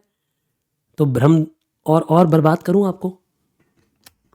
दिल करता है आपका और बर्बाद होने का? हाँ सर, मेरा दिल करता है और बर्बाद होने का। फैक्ट शीट भी पढ़ाऊंगा किसी दिन। वापस चलते हैं इक्विटी फंड्स पे। 5 ईयर का ये कर दिया। अब एक काम करते हैं, अब हम लगाते हैं रिस्क की ऐसी की तैसी, सॉर्ट करते हैं इसे रिटर्न्स के पॉइंट ऑफ व्यू से। आ जा मेरा बच्चा, रिटर्न के पॉइंट ऑफ व्यू से। तो इतना इतना कमाया है इनके फंड्स ने पिछले समय में। इंफ्रास्ट्रक्चर ने 32% कमाया है। 32%। 32 समझते हो कितना होता है? आम इंसान अगर 15-17% कमा लेता है ना तो उसका जीवन धन्य हो जाता है। वो जितनी भी आप वीडियोस सुनते हो ना, यूट्यूब पे आती है ना आजकल, बड़े सारे लोग सभी सबको करोड़पति बना रहे हैं। देखिए आप अपने वीडियो, कितने पैसे डालोगे करोड़पति बन जाओगे, 100 करोड़पति बन जाओगे। तो सारी कैलकुलेशन 12-15% पे हो रही होती है, तब आप करोड़पति बन रहे हो। तो सोचो इसने 32% कमाया है। अगर 32% कमा लोगे तो 200 करोड़पति बन जाओगे। समझ रहे हो आप? हाँ बेटा, ये रिटर्न्स जो रिप्रेजेंट होती हैं पर एनम होती हैं, ठीक है ना भाई? देखो, अच्छे फंड्स हैं, बुरे नहीं हैं, मतलब, बट मैं आपको फ़ंड खरीदने की हिम्मत नहीं दे रहा हूँ कि कैसे करना है। मैं आपको वो नहीं बताता हूँ, मैं तो बस आपको ये बता रहा हूँ। ये देखो कमोडिटी फंड, 32.67% की रिटर्न। ये 5 साल की रिटर्न है। अभी मैं अगर इसे 3 ईयर्स की कर दूंगा तो रिटर्न और बढ़ जाएगी, क्योंकि 5 साल में तो कोविड का झटका भी इन्वॉल्व था ना। अब अगर आप ये 3 साल की रिटर्न देख रहे हो, एक बारी इंफ्रास्ट्रक्चर देखो 32.2 दिखा रहा है ये। और अगर एक साल की रिटर्न देखो,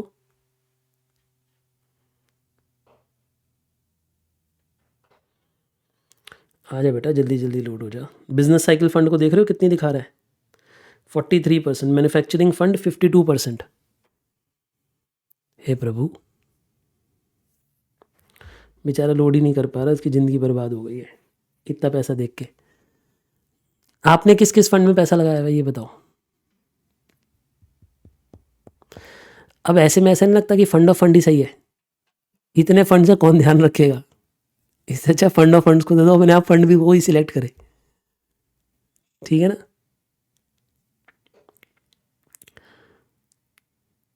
अच्छा, स्टॉक्स में किया हुआ है, पराग पारिक में किया हुआ है, स्मॉल कैप में किया हुआ है, मोतीलाल में किया हुआ है, HDFC प्रूडेंशियल, पता नहीं ये क्या है, वही से कुछ हो गया है। इसे बोलते हैं रीजनरेट कर अपने आप को, है ना?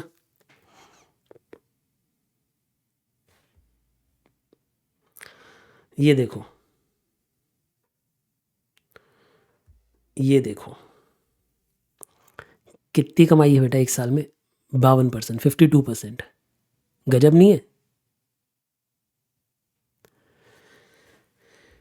ना?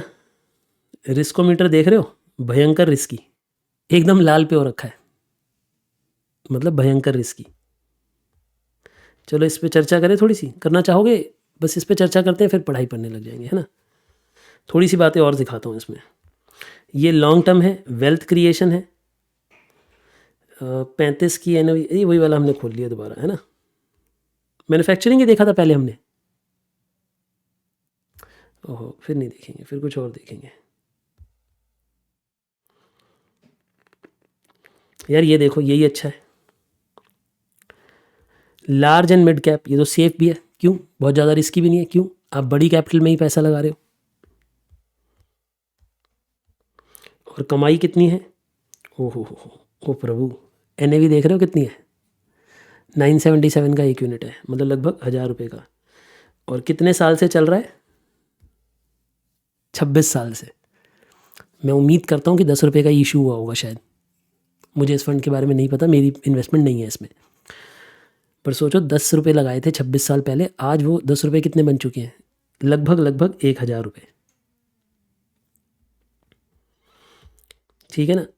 ओ तेरी, इन्वेस्टमेंट कितनी है? 17,000 करोड़ की, 17,500 करोड़ के आसपास। और 5 साल से ज़्यादा पैसे लगाओ, लॉक इन पीरियड कुछ नहीं है। बेंचमार्क की इंडेक्स 21% है, आपने 23% कमा लिया है इससे। फंड मैनेजर कौन है, कहाँ पैसा लगाया है, ये सब आपको पता लग सकता है। इबाब दलवानी जी इस फंड को संभाल रहे हैं, ठीक ठाक परफॉर्म कर रहे हैं, बेंचमार्क से ऊपर ही परफॉर्म कर रहे हैं। ठीक है जी, ये सारी बातें आपको समझ आ रही मैंने क्या कहा। और एक अच्छी बात बताऊं, ये जो एनएवी है ये कंपनी को रोज़ निकाल कर अपनी वेबसाइट पे देनी पड़ती है। क्या कहा मैंने? सर क्या क्या क्या, दोबारा बोलना। हाँ हाँ बेटा हाँ, एनएवी रोज़ निकालनी पड़ेगी और अपनी वेबसाइट पे प्रेजेंट करनी पड़ेगी। रोज़ बताना पड़ेगा कि तुम्हारा एक यूनिट अब कितने का है। म्यूचुअल फंड हाउस चलाना बड़ी मेहनत का काम है, उतना कोई आसान नहीं है। ठीक है ना। एक बच्चे ने कहा कि सेम फंड का रेगुलर एंड डायरेक्ट दोनों होता है। हाँ जी बेटा, हर फंड का रेगुलर और डायरेक्ट दोनों होता है। आपकी इच्छा है कि आपने एजेंट के थ्रू लगाया तो रेगुलर फंड मिलेगा आपको, और आपने डायरेक्ट कंपनी में इन्वेस्ट करा मतलब म्यूचुअल फंड हाउस को दिया तो वो डायरेक्ट हो गया। हर फंड के दोनों होते हैं। पर अगर आपको किसी वेबसाइट पे एक ही दिख रहा है, इसका मतलब आप उस एजेंट की वेबसाइट पे हो, कंपनी की वेबसाइट पे नहीं हो। कंपनी की वेबसाइट पे होगे तो दोनों दिखेंगे, रेगुलर और डायरेक्ट। फिर आप जो भी खरीदना चाहते हो खरीदो। फिर अगर आप रेगुलर खरीदोगे तो वो आपसे आपके डिस्ट्रीब्यूटर का नाम पूछेगा कि आपका डिस्ट्रीब्यूटर कौन है, उसका नंबर डालना पड़ेगा उसका। जैसे मान लो कि मैं डिस्ट्रीब्यूटर हूँ आपके लिए, तो आपको मेरा नंबर डालना पड़ेगा। तो यूजुअली क्या होता है, जैसे जो छोटे डिस्ट्रीब्यूटर होते हैं, देखो मैं I do not want to demean anybody, मान लो मैं एक छोटा डिस्ट्रीब्यूटर हूँ, मेरे पास अपनी ऐप नहीं है, मेरे पास अपना वेबसाइट नहीं है, अपना पोर्टफोलियो नहीं है। मैं आपके घर आया, मैंने आपको कहा ऐसे ऐसे एक फ़ंड है, अच्छा है ले लो आप।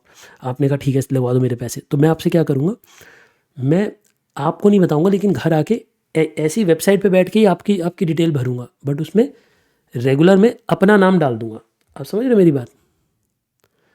जो रेगुलर वाली जगह होगी वहाँ मैं अपना नाम डाल दूँगा, बस ये फ़र्क होगा। Am I clear?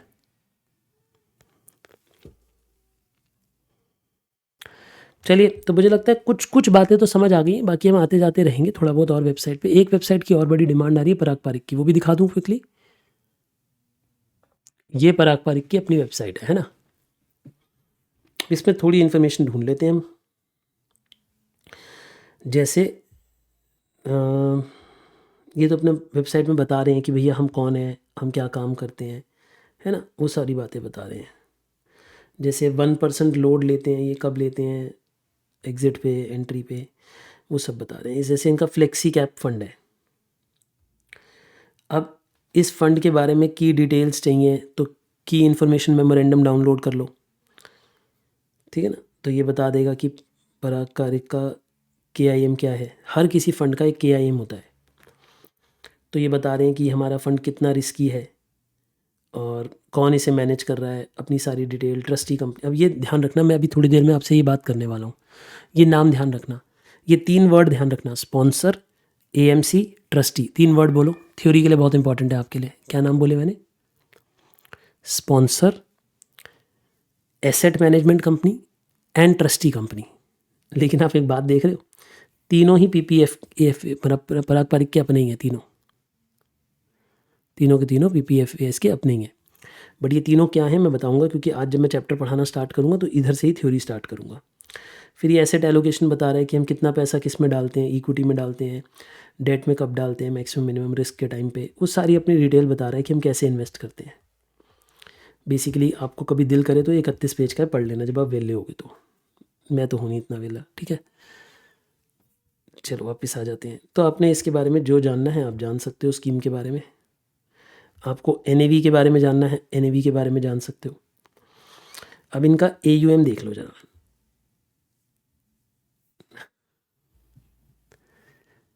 पुरानी बात कर रहा है लेकिन कितना है, छोटा सा तो AUM है, कितना 82,000 करोड़ है, 82,000 करोड़, ठीक है ना। NAV 87 की है। अच्छा ये देखना, अब देखो यहाँ पे आपको ना अंतर समझ आएगा। आप ये देख रहे हो डायरेक्ट प्लान की NAV और रेगुलर प्लान की NAV में कितना फ़र्क है, क्या फ़र्क है। अगर किसी ने एजेंट के थ्रू खरीदा था तो उसकी NAV चल रही है 80 रुपीज़ के आसपास, और जिसने डायरेक्ट प्लान में इन्वेस्ट किया था उसकी आज NAV है 87, मतलब बढ़ गई ना, 7 रुपये का फ़र्क आ गया। क्यों डायरेक्ट प्लान में बढ़त क्यों है, क्योंकि वो कमीशन नहीं गई ना आपकी, वरना ये आपकी कमीशन उधर चली जाती। आप समझ रहे हो मेरी बात। तो ये अलग अलग फंड के बारे में बता रहे हैं, रेगुलर NAV वगैरह बता रहे हैं। आप देखो, अब आपको एक बात समझ आ रही है, रोज़ की NAV देते हैं ये लोग। जैसे इधर देखो 10 तारीख, 11 तारीख, 14 तारीख, 15 तारीख, 16, 17, 18, ऐसे रोज़ की NAV देते हैं। इसका मतलब क्या NAV रोज़ निकालनी होती है,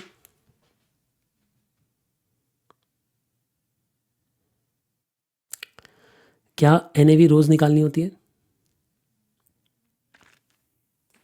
ना। पता है जो लोग अब 2-3 गंदी बातें सिखाऊं आपको, बट मेरे को लगता है सिखानी नहीं चाहिए, क्योंकि तुम फिर ना पागल हो जाओगे, तुम पढ़ाई वढ़ाई छोड़ दोगे ज़्यादा। बोलो, ये देखो पोर्टफोलियो डिस्क्लोजर देखो इसका,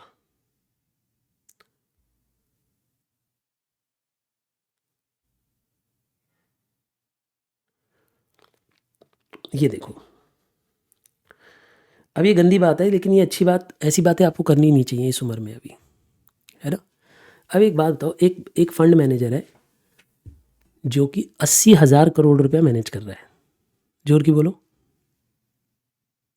एक फंड मैनेजर है जो कि 80,000 करोड़ रुपया मैनेज कर रहा है, ये पागल होंगे, इनके पास अपनी कोई टीम नहीं होगी, इन्हें किसी कंपनी के बारे में कोई अंदाज़ा नहीं होता होगा, इनके पास कोई इन्फॉर्मेशन नहीं होती होगी मार्केट में आने से पहले, इनके इंटरनल कॉन्टैक्ट नहीं होते होंगे, इनकी गवर्नमेंट से सेटिंग नहीं होती होगी, इन्हें मिनिस्टर का पहले फ़ोन नहीं आ जाता होगा कि ये चेंज आने वाला है, इनके पास मिनिस्टर्स का पैसा नहीं लगा हुआ होगा। ऐसा सब थोड़ी ना होता है भारत में। भारत तो एक अच्छी डेमोक्रेटिक कंट्री है, आप समझ तो रही हो मैं क्या बोल रहा हूँ, है ना। अब सोचो कि अगर आप इसे डे बाय डे ट्रेल करने लग जाओ, अगर आप इसे डे बाय डे ट्रेल करने लग जाओ और आप इसके पीछे लग जाओ ऐसा स्प्रेडशीट बनाकर, मतलब पागल हो जाओ आप, जुनून। बट आपके कैपिटल भी होनी चाहिए, पागल नहीं 100 रुपये लेके बैठे हो और 5,000 रुपये का अपना पोर्टफोलियो और ये काम कर रहे हो। बट अगर किसी का मोटी कैपिटल हो और वो पागल हो जाए स्टॉक मार्केट के पीछे, तो वो क्या करेगा, ऐसी 4, 5, 6 म्यूचुअल फंड सिलेक्ट करेगा, है ना। अब ये बात इतनी डेप्थ वाली बात कोई यूट्यूब पे नहीं होती, ये फ्री वीडियोस की बातचीत नहीं है, और ये बात ही नहीं है, मतलब मेरे हिसाब से आपको करना नहीं चाहिए। बस मैं एक कहानी सुना रहा हूँ, कहानी की तरह सुनो और भूल जाना। आपने ऐसे 4-5 फंड्स खोल लिए, मान लो आपने स्मॉल कैप के खोल लिए, सबसे अच्छी बात है तो स्मॉल कैप खोलो।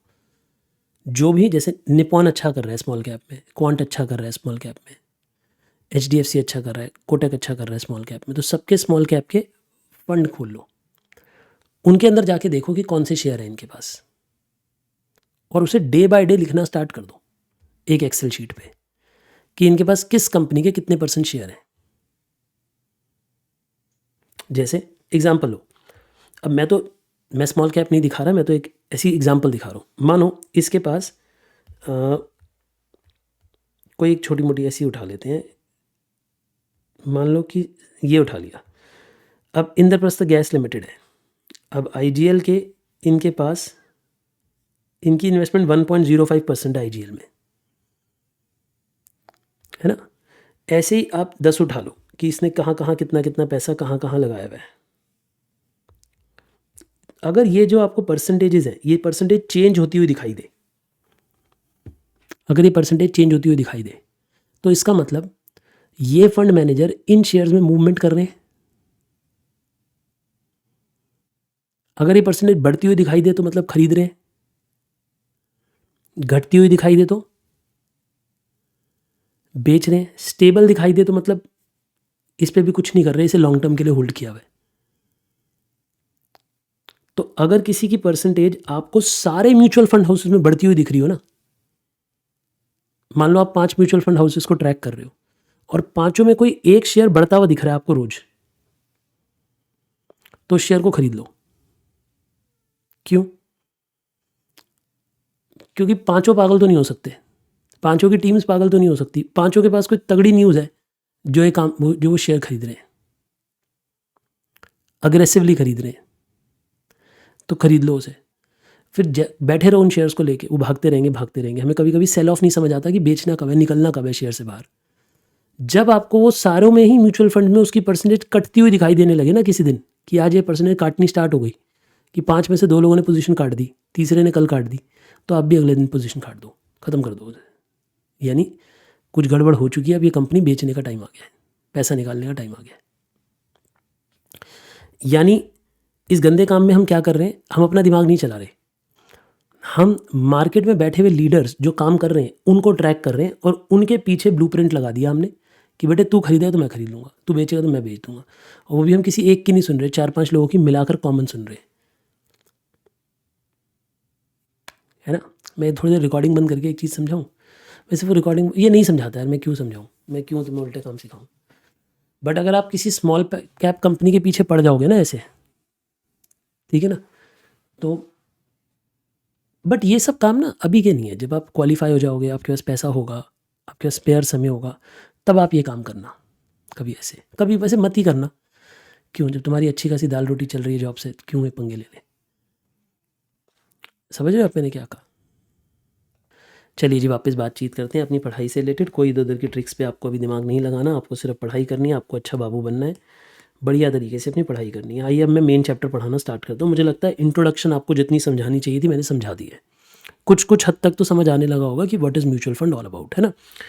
तो म्यूचुअल फंड इन शॉर्ट, अगर आपसे कोई आपका पड़ोसी पूछता है कि व्हाट इज़ म्यूचुअल फंड, तो आप क्या बोलोगे? ध्यान दो बेटे। म्यूचुअल फंड में हज़ारों लाखों लोग, छोटे छोटे लोग, हम लोग अपना पैसा डालते हैं, थोड़ा जितना हमारे पास पेयर होता है, 500 रुपये, 1000 रुपये, 5000 रुपये, जितना भी हमें लगता है, या तो हम लमसम पे करते हैं या फिर SIP कराते हैं, और ये पैसा जाता है एक फंड हाउस के पास, है ना। अब इसे समझना, म्यूचुअल फंड बनता कैसे। अब फेयर नोट लिखने स्टार्ट कर दो। देखिए बेटा, म्यूचुअल फंड कैसे बनता है। म्यूचुअल फंड बनाने के लिए पहले एक जना होना चाहिए जिसका नाम होता है स्पॉन्सर। पहले एक व्यक्ति होता है, बेसिकली व्यक्ति भी हो सकता है या कंपनी हो सकती है, जिसे हम बोलते हैं स्पॉन्सर। स्पॉन्सर मतलब जो इस म्यूचुअल फंड को स्टार्ट करने वाला है, जो बेसिक पैसा, जिसे आप इन कंपनी के मामले में प्रमोटर कहते हैं। आपने सुना है प्रमोटर वर्ड क्या होता है? वैसे ही आप समझो, म्यूचुअल फंड के केस में उसे स्पॉन्सर बोलते हैं, क्योंकि म्यूचुअल फंड ना कंपनी के फॉर्मेट में रजिस्टर नहीं होते, ट्रस्ट के फॉर्मेट में रजिस्टर होते हैं। ये किस फॉर्मेट पे रजिस्टर कराते हैं अपने आप को? ट्रस्ट के फॉर्मेट पे रजिस्टर कराते हैं। ये बात समझ आ गई आपको। तो ट्रस्ट के केस में कौन होता है सबसे पहले? स्पॉन्सर। स्पॉन्सर इस म्यूचुअल फंड को, अब देखो ऑब्वियस ही बात है, ये सारे लोग एक ही होते हैं एक तरीके से, जो हम बात जिनकी कर रहे हैं। आपको मैंने पराग पारिक के केस में दिखा दिया था, स्पॉन्सर भी पराग पारिक का ही था। AUM जो एसेट मैनेजमेंट कंपनी थी वो भी पराग पारिक की थी अपनी, और जो म्यूचुअल फंड हाउस था, जो ट्रस्ट था, वो भी पराग पारिक के नाम पे था। तो ये क्या करते हैं, एक कंपनी होती है या कोई एक व्यक्ति होता है या ग्रुप ऑफ पीपल होते हैं, ये स्पॉन्सर बनते हैं और ये म्यूचुअल फंड को एक ट्रस्ट की फॉर्म में रजिस्टर कराते हैं। म्यूचुअल फंड ट्रस्ट रजिस्टर कराई जाती है, तो ये अपनी एक ट्रस्ट रजिस्टर कराते हैं, ठीक है। फिर जब ट्रस्ट रजिस्टर हो जाती है तो ट्रस्ट पैसा नहीं देखो ट्रस्ट पैसा लगाने का काम नहीं करती, पैसा लगाने के लिए एक अलग कंपनी को रखा जाता है जिसे बोला जाता है asset management company. Asset management company basically जिनके पास मैनेजर्स होते हैं, जिनके पास म्यूचुअल फंड के मैनेजर्स होते हैं काम करने वाले। तो बेसिकली अगर मैं आपसे पूछूं आपने पैसा किसे दिया होता है, अब भाई ये मैं हूं, ये आप हो, हमने अपना पैसा किसे दिया है, सोच के बोलो बेटा। हम लोग ने अपना पैसा किसको दिया है? जब हम अपने फंड चलाने की बात कर रहे हैं, हम म्यूचुअल फंड रन करने की बात कर रहे हैं, तो हमने अपना पैसा किसको दिया है? हम सब लोगों ने म्यूचुअल फंड पैसा दिया, म्यूचुअल फंड ट्रस्ट के पास, जो रजिस्टर्ड ट्रस्ट है उसको पैसा दिया होता है। फिर वो पैसा वहाँ से एसेट मैनेजमेंट कंपनी के पास जाता है लगने के लिए, इन्वेस्ट होने के लिए। फिर ये एसेट मैनेजमेंट कंपनी पैसे को इन्वेस्ट करती है। क्या, अब वो डिपेंड करता है कि या वो पैसा इक्विटी में इन्वेस्ट करेगी या वो पैसा डेट में इन्वेस्ट करेगी, कहाँ वो डिपेंड करता है, वो पहले से ही फंड के ऊपर लिखा होता है। अब मेरी कुछ बातों को समझो। जो एक स्पॉन्सर और एक म्यूचुअल फंड है, क्या वो एक ही स्कीम चलाता है या मल्टीपल स्कीम्स चलाता है? अभी हमने देखा आईसीआईसी की वेबसाइट पे 31 स्कीम्स चल रही थी, देखी थी ना आपने? हो सकता है अगले महीने देखो बढ़ भी जाए, 32 भी हो जाए, है ना? तो क्या वो एक ही स्कीम में पैसा लगा रहे होते हैं? नहीं, मल्टीपल स्कीम्स होती हैं, बट डिपेंड करता है, हर स्कीम के इन्वेस्टर्स अलग होते हैं, हर स्कीम के इन्वेस्टर्स अलग होते हैं। मेरी बात आपको क्लियर है?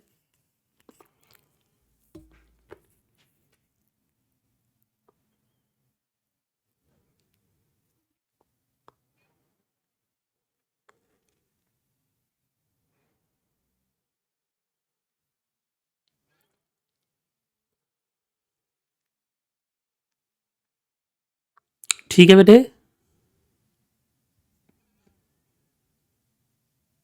देखिए, तो अगर हम ये बात कहें कि ये तो म्यूचुअल फंड का बेसिक स्ट्रक्चर हो गया। अब ये लोग पैसा लगाते हैं, इन्वेस्ट करते हैं, अब वो पैसा ग्रो करता है फ्यूचर में, उस पैसे से कंपनी को इनकम मिलती है, उस पे से ये अपनी एक्सपेंसेस काट लेते हैं, फिर जो रिमेनिंग इनकम होती है वो हमें दे देती है, या तो कैश डिविडेंड के रूप में दे देते हैं, या तो कैश कैपिटल गेन के रूप में दे देते हैं, कभी कभी कैपिटल गेन भी दे देते हैं हमें। मतलब बेसिकली अब मान लो हमने पैसा दिया था म्यूचुअल फंड हाउस को, म्यूचुअल फंड ने उससे शेयर खरीदे, शेयर महंगे में बेचे, शेयर महंगे में बेचे तो कैपिटल गेन हुआ, उस कैपिटल गेन की डिस्ट्रीब्यूशन हमें भी मिल जाती है, कभी कभी डिविडेंड की भी डिस्ट्रीब्यूशन मिल जाती है। ये बात भी क्लियर हो गई आपको?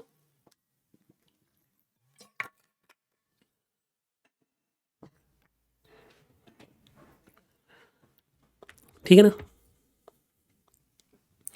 मैं बहुत बार बोलता हूँ कि म्यूचुअल फंड जो है ये एक तरीके की, हमारे लिए एक तरीके की पैसिव इन्वेस्टिंग है। आप मुझे समझाना कि हमारे लिए एक तरीके की पैसिव इन्वेस्टिंग क्यों है, और ये जो म्यूचुअल फंड मैनेजर है इसके लिए एक्टिव इन्वेस्टिंग होती है। आप मुझे बताओ कि ऐसा क्यों कह रहा हूँ मैं? एक बात हो, हम म्यूचुअल फंड को पैसा दे के निश्चिंत नहीं हो जाते? क्या हम उसके बाद रोज़ म्यूचुअल फंड को ट्रैक करते हैं? सच बताऊं तो नहीं करते। मैं तो मतलब कभी कभी 3-3 महीने हो जाते हैं म्यूचुअल फंड ट्रैक ही नहीं करता, क्योंकि जो म्यूचुअल फंड मैंने इन्वेस्ट किया हुआ है लॉन्ग टर्म के लिए, मुझे पता है मुझे 20 साल के बाद ही इन्हें देखना है, तो उन्हें मैं देखता ही नहीं हूँ रोज़। मैं रोज़ देख के या 3 महीने में देख के या 4 महीने में देख के क्या करूँगा? मतलब मैं ईमानदारी से बोलूँ, मैं कुछ म्यूचुअल फंड्स के तो लॉगिन आईडी पासवर्ड तक भी भूल चुका हूँ। मतलब जब ढूंढने होते हैं तो किसी ईमेल पे ढूंढना पड़ता है कि इसका पोलियो नंबर क्या था, उससे फिर फॉरगेट पासवर्ड करके दोबारा रीजनरेट करना पड़ता है। मैं इतने इतने समय बाद अपना जो मेरे पुराने फंड्स हैं उनको तब देखता हूँ। क्यों? क्योंकि मुझे पता है आज मैं उन्हें बेचने जाऊँगा तो मेरा कैपिटल गेन ही इतना लग जाएगा कि उनकी बेचने की हिम्मत मेरी है ही नहीं। तो उससे अच्छा तो भाई पड़े रहें, बढ़ते रहें, जैसे भगवान की इच्छा करते रहें। और जब फंड अच्छा परफॉर्म कर रहा है तो ज़बरदस्ती फुदकोगे क्यों? पता है क्या होता है, कभी कभी क्या होता है कि आप ना जल्दबाजी में चीज़ें बेच देते हो, कैपिटल गेन खा लेते हो, टैक्स खा लेते हो, और पता चला दूसरी जगह पैसा लगाते हुए आपका पैसा भी कम बचता है क्योंकि टैक्स देना पड़ जाता है। तो और नेट में कमाई कोई ज़्यादा नहीं होती, तो इसलिए बार बार मूव नहीं करते रहना चाहिए अपने फंड्स को, बहुत ज़्यादा मूवमेंट नहीं होनी चाहिए लॉन्ग टर्म इन्वेस्टिंग में,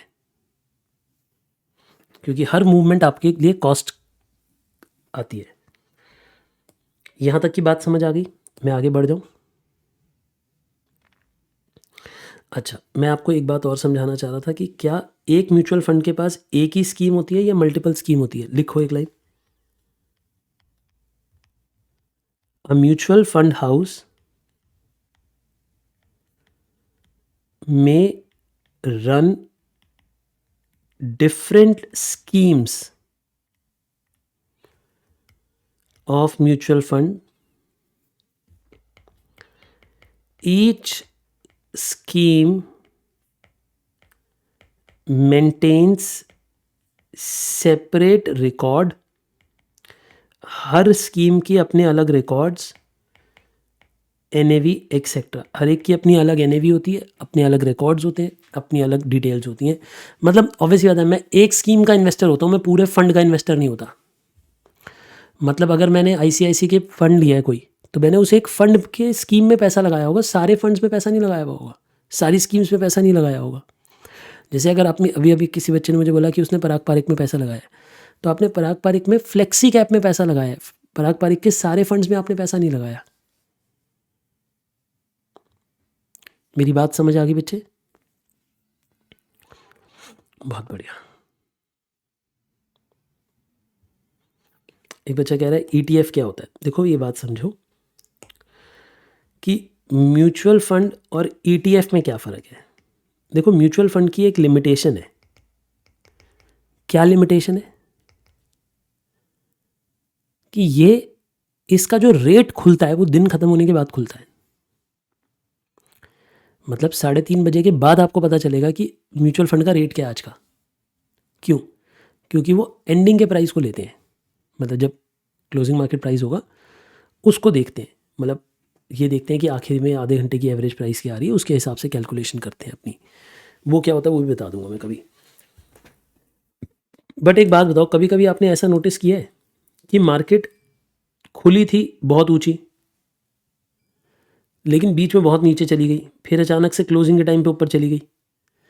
अब अगर मान लो मैं टाइमिंग वाला व्यक्ति हूँ, मुझे इस वक्त खरीदना है, इस वक्त खरीदूंगा तो मुझे फ़ायदा होगा. कभी कभी ऐसा होता है कि नहीं होता कि मार्केट ऐसे सट ऊपर गई, सट नीचे गई, मार्केट धड़ाधड़ ऊपर नीचे घूम रही है. ऐसे होता है कि नहीं होता? कितने बच्चों को पता है ऐसे होता है? सच में ऐसे होता है. तो अगर मुझे टाइमिंग मैच करनी है कि मुझे 10:30 बजे ये ऑर्डर लगाना है जिस वक्त मार्केट लो पे है, उसके बाद तो मार्केट बढ़ जाएगी. तो इस वक्त मैं अगर ख़रीदना चाहता हूँ म्यूचुअल फंड, अगर मैं म्यूचुअल फंड हाउस को इस वक्त पैसे ट्रांसफ़र भी कर दूंगा ना, तो भी मुझे यूनिट कौन से देगी? जो क्लोजिंग प्राइस होगा, क्योंकि उसकी NAV दिन के एंड में निकलती है, तो मुझे दिन के एंड वाली NAV मिलेगी. तो आपको नहीं लगता कि ये एक लिमिटेशन है? कितने बच्चों को समझ आया कि ये लिमिटेशन है? इसे ना मैं बहुत पहले ऐसे समझाता था कि बहुत फ़नी एग्जांपल है, बहुत पुराना एग्जांपल है कि जैसे जागरण होता है. जागरण में गए हो कभी आप? आपको पता भी है? आपकी एज को तो पता भी नहीं होगा. तुम तो साई संध्या वाले लोग हो ना, जो 2 घंटे में पूजा खत्म हो जाती है.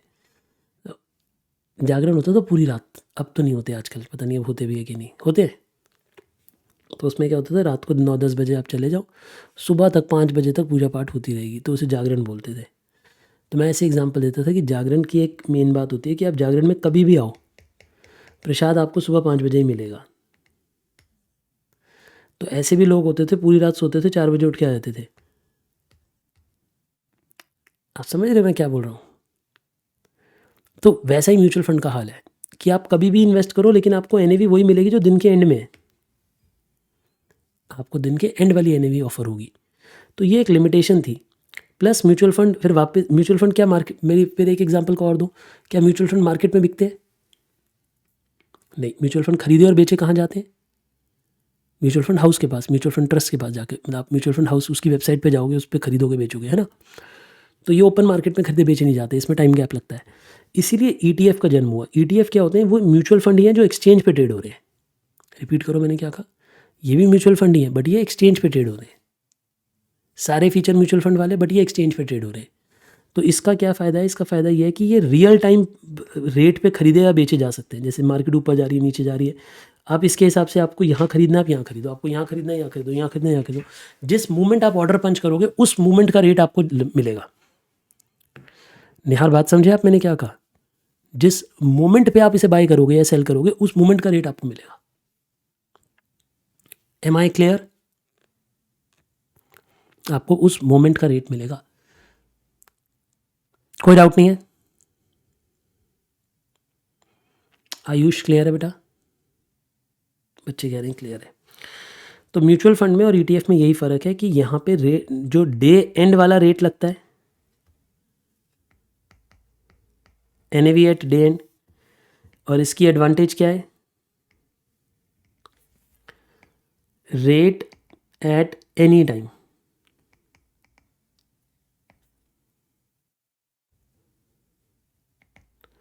During market open,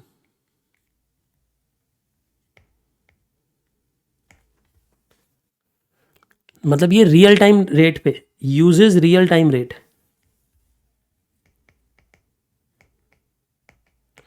uses real time rate. क्या मेरी बातें आपको क्लियर हो गई बच्चा?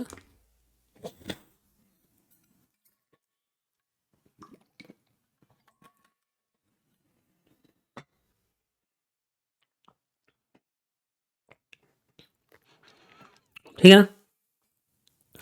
हमारे पास ना बहुत ज़्यादा अभी समय बचा नहीं है आज की क्लास में, मैंने कुछ ज़्यादा ही डिटेल में एक्सप्लेन करने लग गया हूँ मैं आज आपको म्यूचुअल फंड। मैं अब आधा घंटा आपके सवाल ले लेता हूँ। कुछ भी आपको म्यूचुअल फंड के बारे में कुछ भी डिस्कशन करना है, कुछ भी any type of question you have, you may ask me today, आप मुझसे पूछ लीजिए, क्योंकि फिर हम कल से पढ़ना स्टार्ट करेंगे प्रॉपर, जो होता है ना, जो आपके कंटेंट करिकुलम का पार्ट है वो पढ़ेंगे। यानी इसका मतलब सर आप ये कह रहे हो आपने आज की क्लास ख़राब कर दी है? नहीं, मुझे ऐसा नहीं लगता। मुझे ऐसा लगता है मैंने आज की क्लास में आपको एक अच्छी फाउंडेशन दी है, म्यूचुअल फंड के बारे में कई ऐसे पहलू समझाए हैं जो शायद आप पहले नहीं सोचते थे।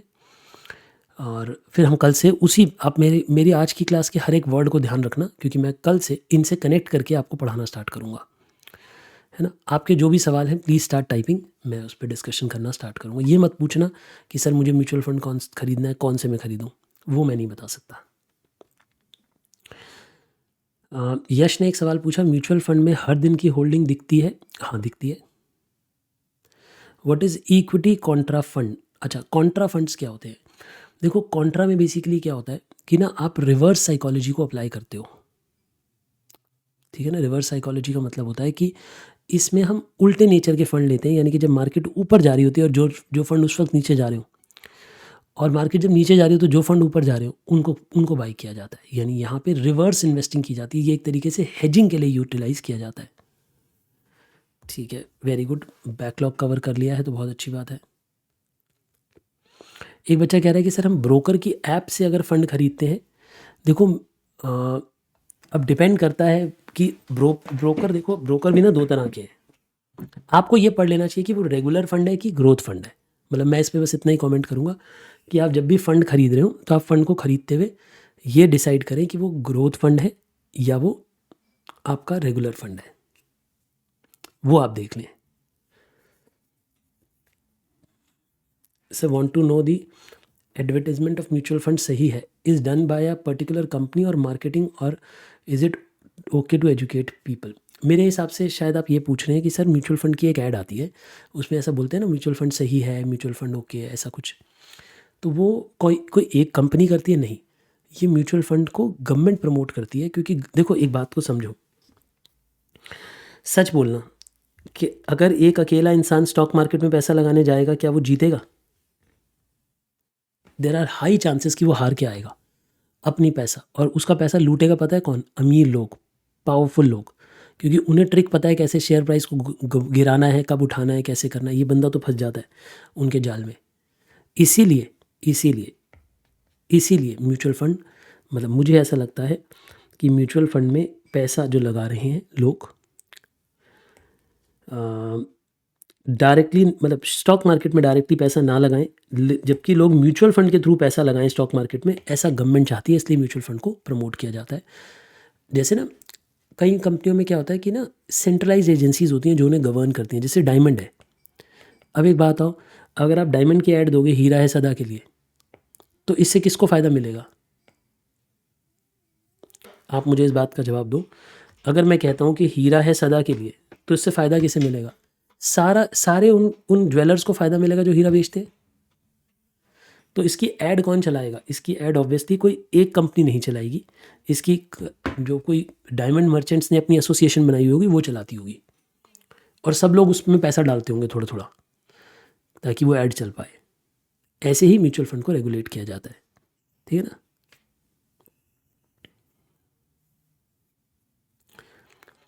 एक बच्चे ने अच्छा सवाल पूछा, फ्लेक्सी कैप और मल्टी कैप में क्या डिफरेंस? बहुत अच्छा क्वेश्चन है रतिकांत, बहुत अच्छा question. I really appreciate this type of question जिसमें बच्चा, अब देखो मेरी बात को समझना, और ये ना ट्रस्ट मी, आप पिछले 1-1.5 घंटे से क्लास में बैठे हो, लेकिन उस 1-1.5 घंटे की नॉलेज और ये अगले 5 मिनट की नॉलेज में, जो ये 5 मिनट की नॉलेज है ज़्यादा पावरफुल होगी आपकी लाइफ के लिए। आपकी लाइफ के लिए बोल रहा हूँ, कोर्स के लिए नहीं बोल रहा। सोचो, मैंने पहले इसे पढ़ाने से पहले एक बात बताता हूँ। आपको पता है कि जब तेज़ी होती है मार्केट में, जब मार्केट में बुल रन चल रहा होता है, तो जो लार्ज कैप होती है वो धीरे बढ़ रही होती है, लेकिन जो स्मॉल कैप के शेयर्स होते हैं वो तेज़ बढ़ रहे होते हैं। पता है आपको ये बात? स्मॉल कैप बहुत तेज भागते हैं ऊपर। रिपीट करना ये बात, स्मॉल कैप बहुत तेज़ी से भागते हैं। बट जब बियर रन आती है ना, मतलब जब बियर भागने स्टार्ट होते हैं धीरे धीरे, तो लार्ज कैप कम डाउन जाती है और जो स्मॉल कैप है वो बहुत ज़्यादा डाउन जाती है। ऑब्वियसली ज़्यादा मीडियम कैप, इन दोनों का मीडियम काम करती होगी। यानी आप ऐसे कह सकते हो कि स्मॉल कैप तेज़ी से बढ़ते हैं और स्मॉल कैप धीरे गिरते हैं। दोबारा बोलना, नहीं मैंने उल्टा बोल दिया, I am so sorry. Small cap तेज़ी से बढ़ते हैं और स्मॉल कैप तेज़ी से ही गिरते हैं। लार्ज कैप धीरे बढ़ते हैं और धीरे गिरते हैं। क्या यहाँ तक मेरा ये थॉट समझ आ गया आपको? अच्छा, ये थॉट मेरा है या जनरल मार्केट का टाइम टेस्टेड मेथड है? ये बेटा दुनिया का टाइम टेस्टेड पैरामीटर है जो कि पूरी दुनिया फॉलो करती है। मैं अब हमेशा, ज़रूरी नहीं है कि ट्रू हो, लेकिन दुनिया इसे फॉलो करती है और मेजरली आज तक हमेशा ये ट्रू लगा है। मतलब जैसे अगर जब भी कभी गिरावट आती है मार्केट में, कोई क्रैश आता है, तो स्मॉल कैप 70% टूट जाती हैं शेयर्स, 70% नीचे गिर जाते हैं, जबकि लार्ज कैप का 20% गिरता है, 15% गिरता है। यानी मार्केट गिरती है लेकिन उतनी अधिक नहीं गिरती जितनी स्मॉल कैप गिरती है। यहाँ तक बात क्लियर है प्रशांत? बेटा मेरे दोनों थॉट आपको समझ आ गए यहाँ तक? अब बात करते हैं मल्टी कैप और फ्लेक्सी कैप की। देखो मल्टी कैप में क्या होता है, मल्टी कैप में क्या होता है कि हमने पैसा दिया म्यूचुअल फंड हाउस को और हमने उसे कहा कि बेटा हमारा पैसा, म्यूचुअल फंड मैनेजर को हमारा ऑर्डर है कि मल्टीपल कैप में लगाना। मल्टीपल कैप मतलब होता है कि कुछ पैसा लार्ज कैप में भी लगेगा, कुछ पैसा मिड कैप में भी लगेगा और कुछ पैसा स्मॉल कैप में भी लगेगा। जैसे मानो कि हमने परसेंटेज दे रखी है कि 60% इधर लगेगा, 30% इधर लगेगा, 10% इधर लगेगा, या फिर कुछ भी वेरिएबल हो सकता है। मतलब वो डिपेंड करेगा हमारे, वो एक एजेंट हमने, और उनको मान लो इसे 50 दे दिया या इसे 65 दे दिया, इसे 15 दे दिया, इसे 20 दे दिया, ऐसे कुछ दे दिया। ठीक है। अब इस मल्टी कैप अरेंजमेंट में क्या होगा? देखो लार्ज कैप धीरे भागते हैं तो ये थोड़े से बढ़ेंगे, मिड कैप थोड़े ज़्यादा बढ़ेंगे, स्मॉल कैप और ज़्यादा बढ़ेंगे। बट स्मॉल कैप में पैसे ही कम लगा हुआ है, मिड कैप में पैसे ही कम लगा हुआ है, लार्ज कैप में ज़्यादा लगा हुआ है। ये मल्टी कैप होती है। मल्टी कैप का मतलब क्या है? मैंने आपको ऑर्डर दिया, आप मेरे म्यूचुअल फंड मैनेजर हो, मैंने आपको ऑर्डर दे रखा है कि मेरा पैसा तीनों में लगना चाहिए, लार्ज कैप में भी, मिड कैप में भी, स्मॉल कैप में भी, बड़ी 100 कंपनियों में भी, अगली 150 कंपनियों में भी, और उससे नीचे वाली 250 कंपनियों में भी। लेकिन फ्लेक्सी कैप मुझे बहुत पसंद है, मुझे पर्सनली फ्लेक्सी कैप पसंद है, और आज आपको समझ भी आ जाएगा कि क्यों मुझे फ्लेक्सी कैप पसंद है। फ्लेक्सी कैप में हमने पैसा दिया म्यूचुअल फंड हाउस को, और हमने म्यूचुअल फंड का बेटा जा, ये रहा लार्ज, ये रहा मिड कैप और ये रहा स्मॉल कैप, खेल ले अपने आप से। तू फ्लेक्सी है, फ्लेक्सी मतलब फ्लेक्सिबिलिटी है तेरे पास, जैसे मर्जी पैसा लगा तीनों फंड्स में से, मतलब तीनों कैप में से जहाँ मर्जी पैसा लगा। तो पता है क्या होगा? मुझे ऐसा लगता है, मैं गलत भी हो सकता हूँ, ये मेरा व्यू है, मेरा व्यू गलत भी हो सकता है, मैं तो एक इंसान हूँ, मैं सिर्फ आपको एजुकेट करने की कोशिश कर रहा हूँ कि किताबें क्या कहती हैं। फ्लेक्सी कैप में जब हम इसे फ्रीडम दे देते हैं म्यूचुअल फंड मैनेजर को, तो जब तेज़ी चल रही होती है, तेज़ी मतलब समझते हो क्या हो रहा है? जब इकॉनमी मतलब तेज़ी में भाग रही है, जब इन्फ्लेशन आ रही है, जब बुल रन आ रही है, तो ज़्यादा पैसा स्मॉल कैप में लगाओ, तो ज़्यादा से ज़्यादा पैसा स्मॉल कैप में लगाओ। क्यों? क्योंकि स्मॉल कैप ज़्यादा रिटर्न देगा। जब बुल रन चल रही है तो ज़्यादा से ज़्यादा पैसा स्मॉल कैप में लगाओ, हो सके तो 70% पैसा, 60% पैसा, 70% पैसा स्मॉल कैप में लगाओ। क्यों पूजा? ज़्यादा से ज़्यादा पैसा स्मॉल कैप में इसलिए लगाते हैं क्योंकि स्मॉल कैप तेज़ी से भाग रही होगी ऊपर, इनमें पैसा कम लगाओ, इनमें पैसा धीरे बढ़ रहा होगा तो इनमें कम लगाओ, ज़्यादा से ज़्यादा पैसा स्मॉल कैप में लगाओ। लेकिन जैसे ही मार्केट बियर रन पे आएगी, जैसी मार्केट पलटेगी, जैसी मार्केट गिरने लगेगी, तो कम से कम पैसा स्मॉल कैप में लगाओ और ज़्यादा से ज़्यादा पैसा यहाँ लगाओ। मतलब बेसिकली डिफरेंस ये है इस बात का कि भैया यहाँ पे हमने उसे फ्लेक्सिबिलिटी नहीं दी हुई, उसे बोला हुआ है तीनों में पैसा लगाना है, मल्टी में पैसा लगाना है। फ्लेक्सी में हमने उसे फ्लेक्सिबिलिटी दे दी हो कि तेरी इच्छा, खेल ले अपने आप। ऑब्वियस सी बात है ये ज़्यादा सही है। क्यों? क्योंकि ये बंदे का काम, मैंने आपको आज चैप्टर की स्टार्टिंग ही किससे करी थी, किस थॉट के साथ करी थी, क्या थॉट दिया था मैंने कि क्या मैं बेटर मैनेज कर सकता हूँ मार्केट को, क्या मैं मार्केट के साथ पल पल रेगुलेट कर रहा हूँ मार्केट को, या मैं तो पूरे दिन क्लास लेता रहता हूँ।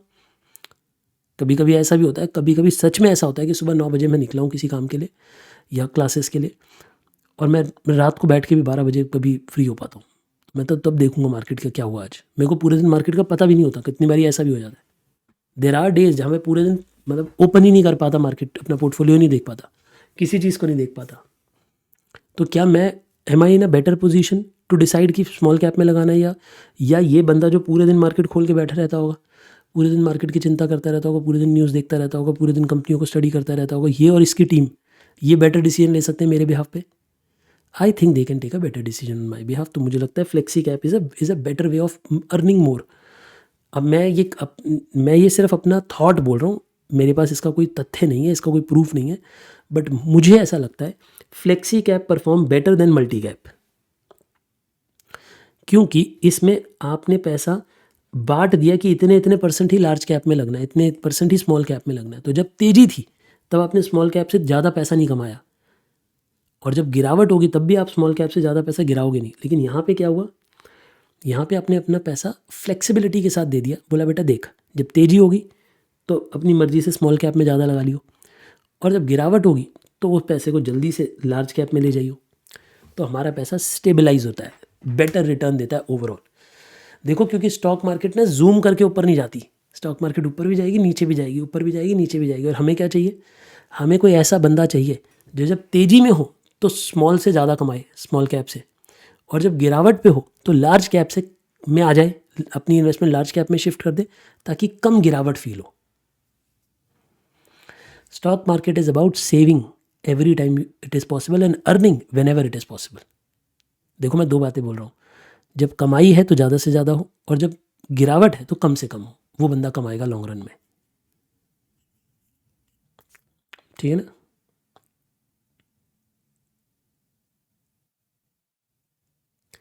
एक बच्चा कह रहा है कि मैंने ना रिटर्न्स चेक करी थी और फिर उसके बाद मैंने लार्ज कैप में नहीं लगाया था, फ्लेक्सी कैप में।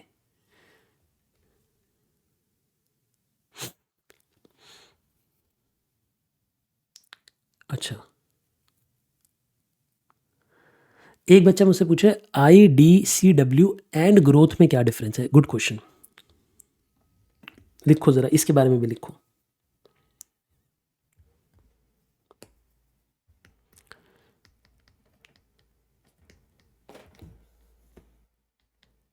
देखो IDCW में क्या होगा, इसे हम बोलते हैं कि इनकम डिस्ट्रीब्यूशन कम कैपिटल विड्रॉल्स।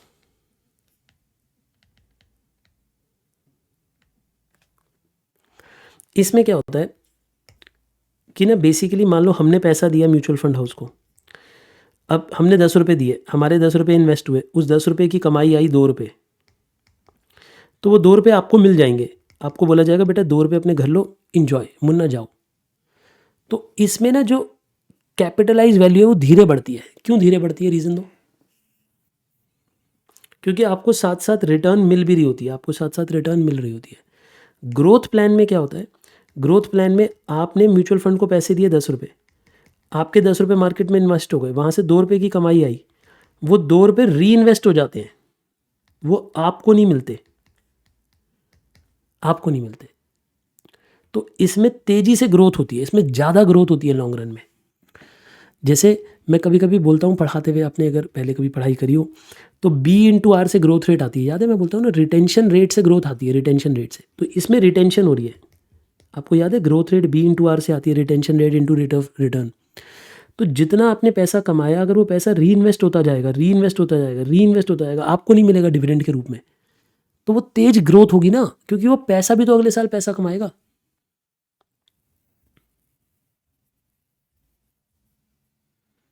कितने बच्चों को समझ आ गई?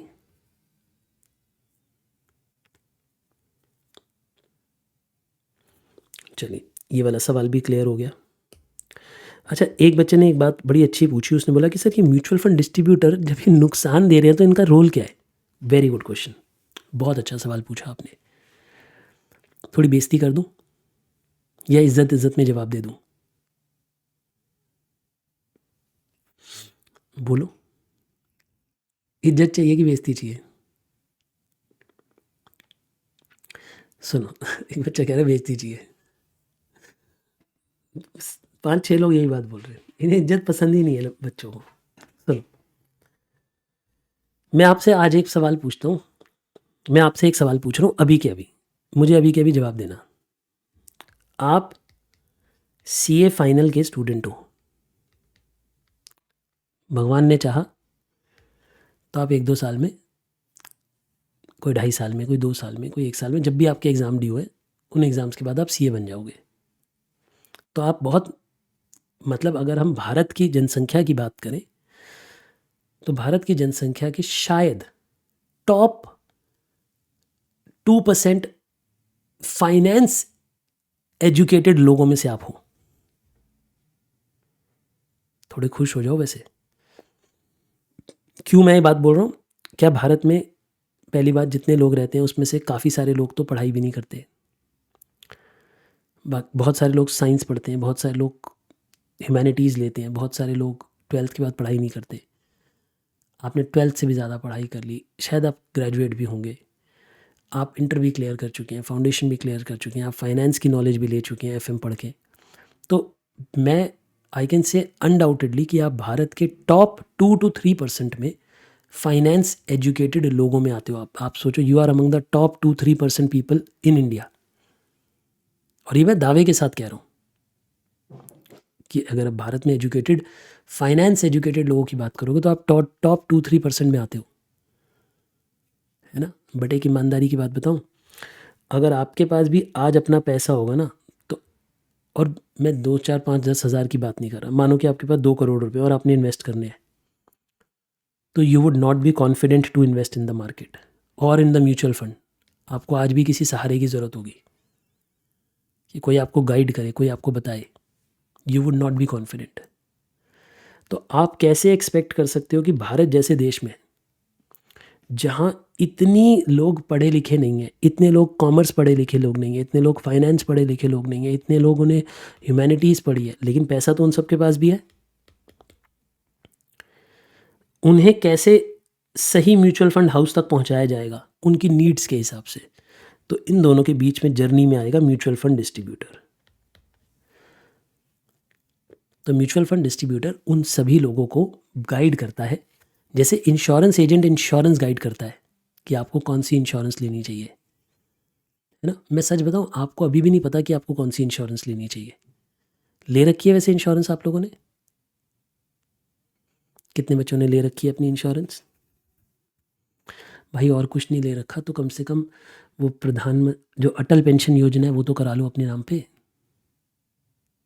मुझसे अगर आप इंटर में पढ़े तो मैंने इंटर में भी बोला होगा करा लो, कितनों ने कराई? वो तो है। नहीं है तो आज का होमवर्क है आपका, कल मुझे मुंह तभी दिखाना जब अटल पेंशन योजना में आपका अकाउंट खुल गया हो, ठीक है ना। और मुझे फ़ोटो भेजना कि सर देखो मैंने अटल पेंशन योजना करा ली। क्यों? अब आपको लगेगा ये तो सर बहुत छोटा सा अमाउंट है, इतने छोटे से अमाउंट का मैं क्या करूं? बेटा, बूंद बूंद से ही सागर भरता है, बूंद बूंद से ही सागर भरता है। ट्रस्ट मी ऑन दिस, ठीक है ना। छोटी छोटी चीज़ें आपके पास इकट्ठी होनी चाहिए, वो आपको हेल्प करेंगी लॉन्ग रन में, बहुत हेल्प करेंगी। ट्रस्ट मी ऑन दिस, बहुत हेल्प करेंगी लॉन्ग रन में। और अपना नहीं, अपने सब दोस्तों का, अपनी उम्र के जितने बच्चे हैं, जितनी जल्दी करा लोगे अटल पेंशन योजना उतनी अच्छी है। इनफैक्ट मैं तो कहता हूँ लाइफ कवर भी जितनी जल्दी ले लोगे उतना अच्छा है, क्योंकि जितनी छोटी एज में लाइफ कवर लिया होता है उतना सस्ता मिलता है वो, है ना। चलो अभी लाइफ कवर के लिए नहीं है उतने पैसे, कोई बात नहीं, बट एक अटल पेंशन योजना तो मुझे लगता है तुम्हारी तो साल की शायद 1,000-2,000 रुपये जाएगी इतनी छोटी उम्र में। कितनी जाती है अभी किसी को अंदाज़ा है कितनी जाते हैं पैसा उसमें? 2,000 चल जाएगी, 3,000 चले जाएंगे। एक बच्चा कह रहे 210 रुपये पर मंथ जाते हैं उनके, तो कोई बहुत बड़ा अमाउंट नहीं है, 3,000 रुपये से भी कम है ना साल में, करा लो। अच्छा सुनो, तो आपको म्यूचुअल फंड डिस्ट्रीब्यूटर का रोल समझ आ गया? अभी तक पता है क्या था? इस डिस्कशन से पहले ना आपकी नज़रों में म्यूचुअल फंड डिस्ट्रीब्यूटर एक ड्रैकुला था कि ये तो हमारी रिटर्न खा जाता है। मैंने भी आपको दिखाया कि अगर म्यूचुअल फंड डिस्ट्रीब्यूटर ना होता तो आप 29.29% कमाते। म्यूचुअल फंड डिस्ट्रीब्यूटर है तो आप 28.04% कमाओगे, 1% कम कमाओगे, 1-1.5%। अब आपको लगा 1-1.5%, ये तो अंत तक जाते जाते जब मैं 60 साल का होऊंगा, जब मैं 70 साल का होऊंगा, करोड़ों रुपए का डिफरेंस क्रिएट हो जाएगा। हो जाएगा करोड़ों रुपए का डिफरेंस, पक्की बात है, हो जाएगा। लिख लो मेरी बात, लैंग्वेज लिख लो ये बात कि इतने से फ़र्क से ही करोड़ों रुपए में फ़र्क आ जाएगा, करोड़ों का फ़र्क आ जाएगा। लेकिन एक बात बताऊँ, अगर आपको एक अच्छा म्यूचुअल फंड डिस्ट्रीब्यूटर मिल गया और नहीं मिला, सोचो बिना म्यूचुअल फंड डिस्ट्रीब्यूटर के शायद आप अपना फंड ऐसे इन्वेस्ट करते जो कमाता ही 15%, 17%, उससे ऊपर आप कमा ही ना पाते। आप म्यूचुअल फंड ही सिलेक्ट ना कर पाते जहाँ पैसा डालना है। और अगर एक अच्छा म्यूचुअल फंड डिस्ट्रीब्यूटर मिल गया, उसने अपनी कमीशन लेने के बाद भी आपको 28% कमा के दे दिए, तो आपको ये सोचना चाहिए कि उसने मुझे 11% एक्स्ट्रा कमा के दिया, ना कि ये सोचना चाहिए कि उसने मुझे 1-1.5% कम कमा के दिया।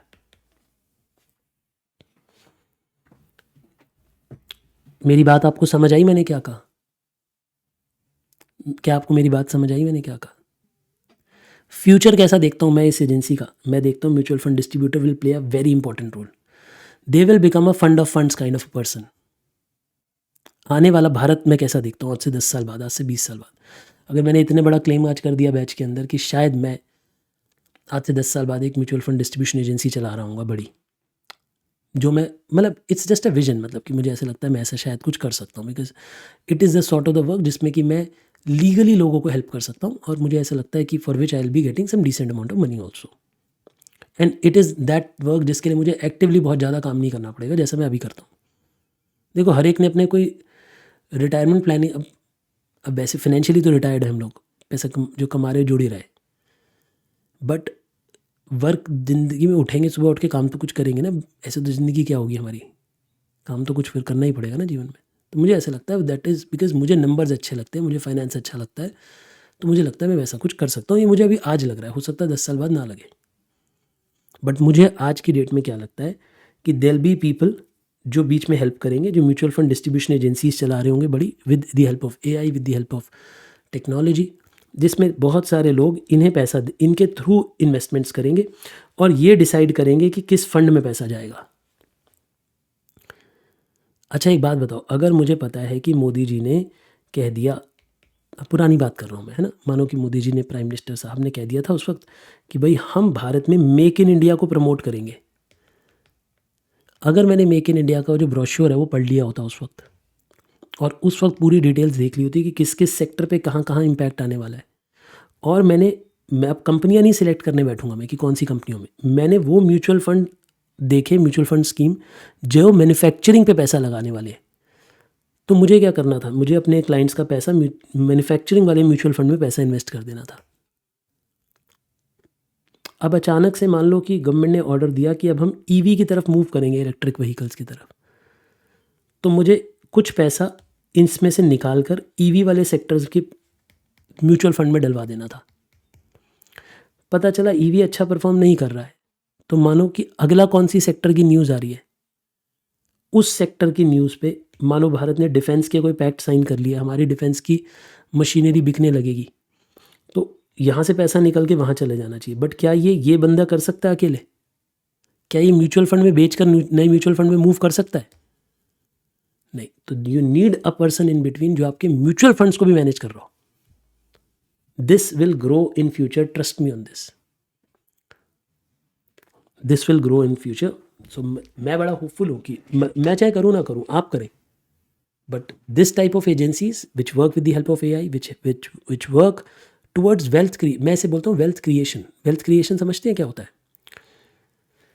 अब ना मार्केट में ऐसे दिखाया जाता है कि एक डिस्ट्रीब्यूटर जो है वो तो आपकी 2% रिटर्न खा जाता है, 1% रिटर्न खा जाता है और वो करोड़ों का फ़र्क कर देता है। हाँ, कर देता है। अगर आपने एक फ़ंड में पैसा लगाना है और यू आर 100% श्योर कि वो इकलौता फ़ंड है जिसमें पैसा डाल के आप छोड़ दोगे और आपका पैसा बढ़ता रहेगा, तो mutual fund distributor is a complete no. But अगर आप अपने पैसे को रोटेट करना चाहते हो, you want to grow it at a higher pace, जिस रेट पे एक म्यूचुअल फंड कमा रहा है, मानो पता है क्या होता है, फेज़ की बात होती है। कभी कभी कोई एक म्यूचुअल फंड 30% कमा रहा होता है, कोई और 25% कमा रहा होता है, फिर अगले साल कोई और 40% कमा रहा होता है। तो ये स्वैप करना कि यहाँ से यहाँ पे, यहाँ से यहाँ पे, वो आप नहीं कर पाओगे। वो एक अच्छा नॉलेजेबल डिस्ट्रीब्यूटर जो होगा वो कर सकता है, वो आपको हेल्प कर सकता है उस सब में। वन मतलब इट्स, मैं शायद आपको जो बात बोल रहा हूँ वो अभी आपको नहीं समझ आएगी। आज से 10 साल बाद जब आप ऐसी एजेंसीज देखेंगे दुनिया में, दुनिया में तो खुल रही हैं, इंडिया में प्रमोट होते हुए देखेंगे तो शायद आपको बेटर समझ आएगा। और ये कोई बहुत बड़े बिजनेसेस नहीं होंगे, मतलब ये ऐसे नहीं होंगे कि ये 5,000 क्लाइंट्स को सर्व कर रहे हैं, नहीं, शायद ये सिर्फ 100 क्लाइंट्स को सर्व कर रहे होंगे, हाई नेटवर्थ वालों को, अच्छी वर्थ वालों को। मान लो 100 लोगों का सबके 20-20 करोड़ रुपए लगे हुए, so they are managing a handsome amount. आप समझ रहे हो?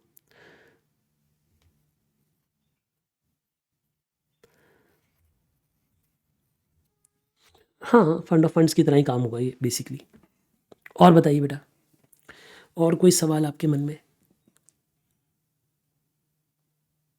मंथली एसआईपी को वेरियस फंड में लगाना चाहिए या एक दो चूज़ करके? Good question. एक बच्चे ने कहा कि सर मेरी मंथली एसआईपी है, तो मैं उसे कैसे, मतलब एक ही फंड में लगाऊं? देखो, वो आपके कन्विक्शन पे डिपेंड करता है कि आपको अगर एक फ़ंड पे इतना फेथ है कि अच्छा परफॉर्म कर रहा है तो उस पर लगाओ, और आपको लगता है कि नहीं शायद मुझे मल्टीपल में जाना चाहिए, तो आप 2-3 फंड सिलेक्ट कर लो, सब में छोटी छोटी एसआईपी करा दो। मतलब मान लो आपकी एसआईपी 30,000 रुपये महीने की है, तो 10-10 हज़ार की 3 जगह करा दो। वो आपके कन्विक्शन पे है। और अगर आपको सिलेक्ट करना नहीं आता तो ये काम म्यूचुअल फंड डिस्ट्रीब्यूटर्स करते हैं कि वो आप, अच्छा म्यूचुअल फंड डिस्ट्रीब्यूटर लेकिन कभी कभी फर्जी भी होते हैं। फर्जी मतलब उन्हें कुछ नहीं आता, उन्हें सिर्फ अपनी कमीशन चाहिए। ऐसा म्यूचुअल फंड डिस्ट्रीब्यूटर से हाथ जोड़ के दूर रहो, जो आपको प्रूव ही नहीं कर पा रहा, समझा ही नहीं पा रहा, जिसके माइंड में एक प्लान ही नहीं है आपके पैसे को लेके। ऐसे म्यूचुअल फंड डिस्ट्रीब्यूटर का क्या फ़ायदा? जैसे मैंने आपको एक एग्जांपल दिया था, वो कोटक वाला, याद है? अभी उस एग्जांपल पे देखो, कोटक के बैंक से आप कोटक का ईटीएफ, मतलब मान लो म्यूचुअल फंड खरीद रहे हो, तो जो कोटक का बैंक आपको रेगुलर प्लान दे रहा है, तो ये म्यूचुअल फंड डिस्ट्रीब्यूटर हुआ ना एक तरीके से आपके लिए। क्यों हुआ? कितने बच्चों को समझ आया कि ये इस वक्त एक म्यूचुअल फंड डिस्ट्रीब्यूटर की तरह एक्ट कर रहा है? इस केस में बैंक एक म्यूचुअल फंड डिस्ट्रीब्यूटर की तरह एक्ट कर रहा है कि नहीं कर रहा? तो क्या, लेकिन इस म्यूचुअल फंड डिस्ट्रीब्यूटर ने आपको कोई गाइडेंस दी, बताया कि कैसे इन्वेस्ट करना है? नहीं, बस आपने जो फंड सिलेक्ट किया। तो ऐसे म्यूचुअल फंड डिस्ट्रीब्यूटर से बचो। He should be somebody who is guiding you, then there is value of paying 1% 2% commission. वरना फिर क्या है? सिर्फ एक एजेंट बीच में इस काम के लिए थोड़ा चाहिए कि हमने वेबसाइट गलत सिलेक्ट कर ली। क्या मेरी बातें आपको क्लियर हो गई? मैंने क्या कहा? और कुछ पूछना चाहते हैं आप, या चलें आज के लिए हम इतना ही? Depends on investment amount. ठीक है रतिकान, ठीक कह रहे हो आप। कुछ पूछना है तो पूछ लो, और 2 मिनट बैठा हूँ मैं आपके पास।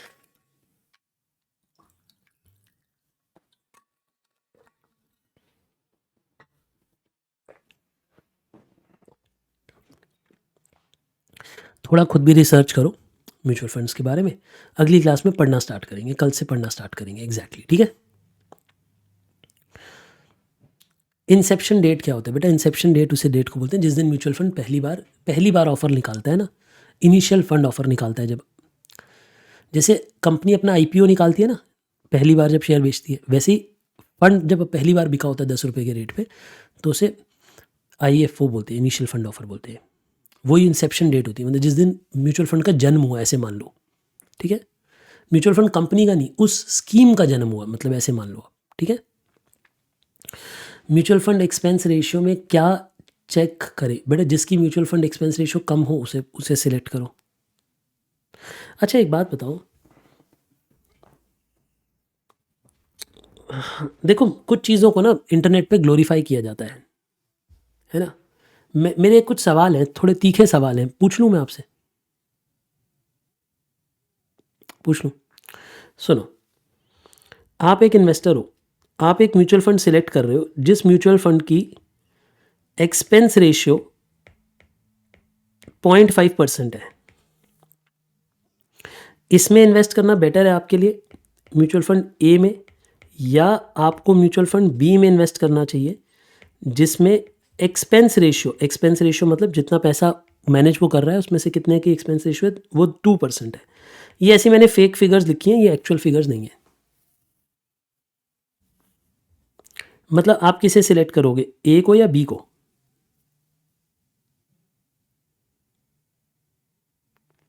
सब बच्चों ने कहा ए को सिलेक्ट करेंगे। एक बच्चे ने थोड़ा अभी मुझे लग रहा है ज़्यादा सेट हो रखा हो बच्चा, 2% कह रहा है।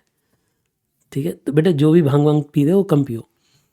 तो आप मुझे बताओ इन दोनों में से प्रेफरेबली आपको ए को पसंद करना चाहिए, है ना, अभी तक के डेटा के अकॉर्डिंग। लेकिन मैं ये मानता हूँ इसको ना बड़ा ग्लोरीफाई करके लोग अपनी वीडियोस में बोलते हैं कि go and select those mutual fund which have a lower expense ratio, because expense ratio आपके, फिर वो चार्ट दिखा देते हैं एक एक्सेल शीट बना के कि ये देखो 1.5% के फ़र्क से आपकी ज़िंदगी में 5 करोड़ का फ़र्क आ गया जब आप 70 साल के हो गए। पता नहीं 70 साल जीना नहीं जीना, बट वो प्रूव कर देते हैं कि अगले 50-60 साल में आपको इतने करोड़ का अंतर आ जाएगा।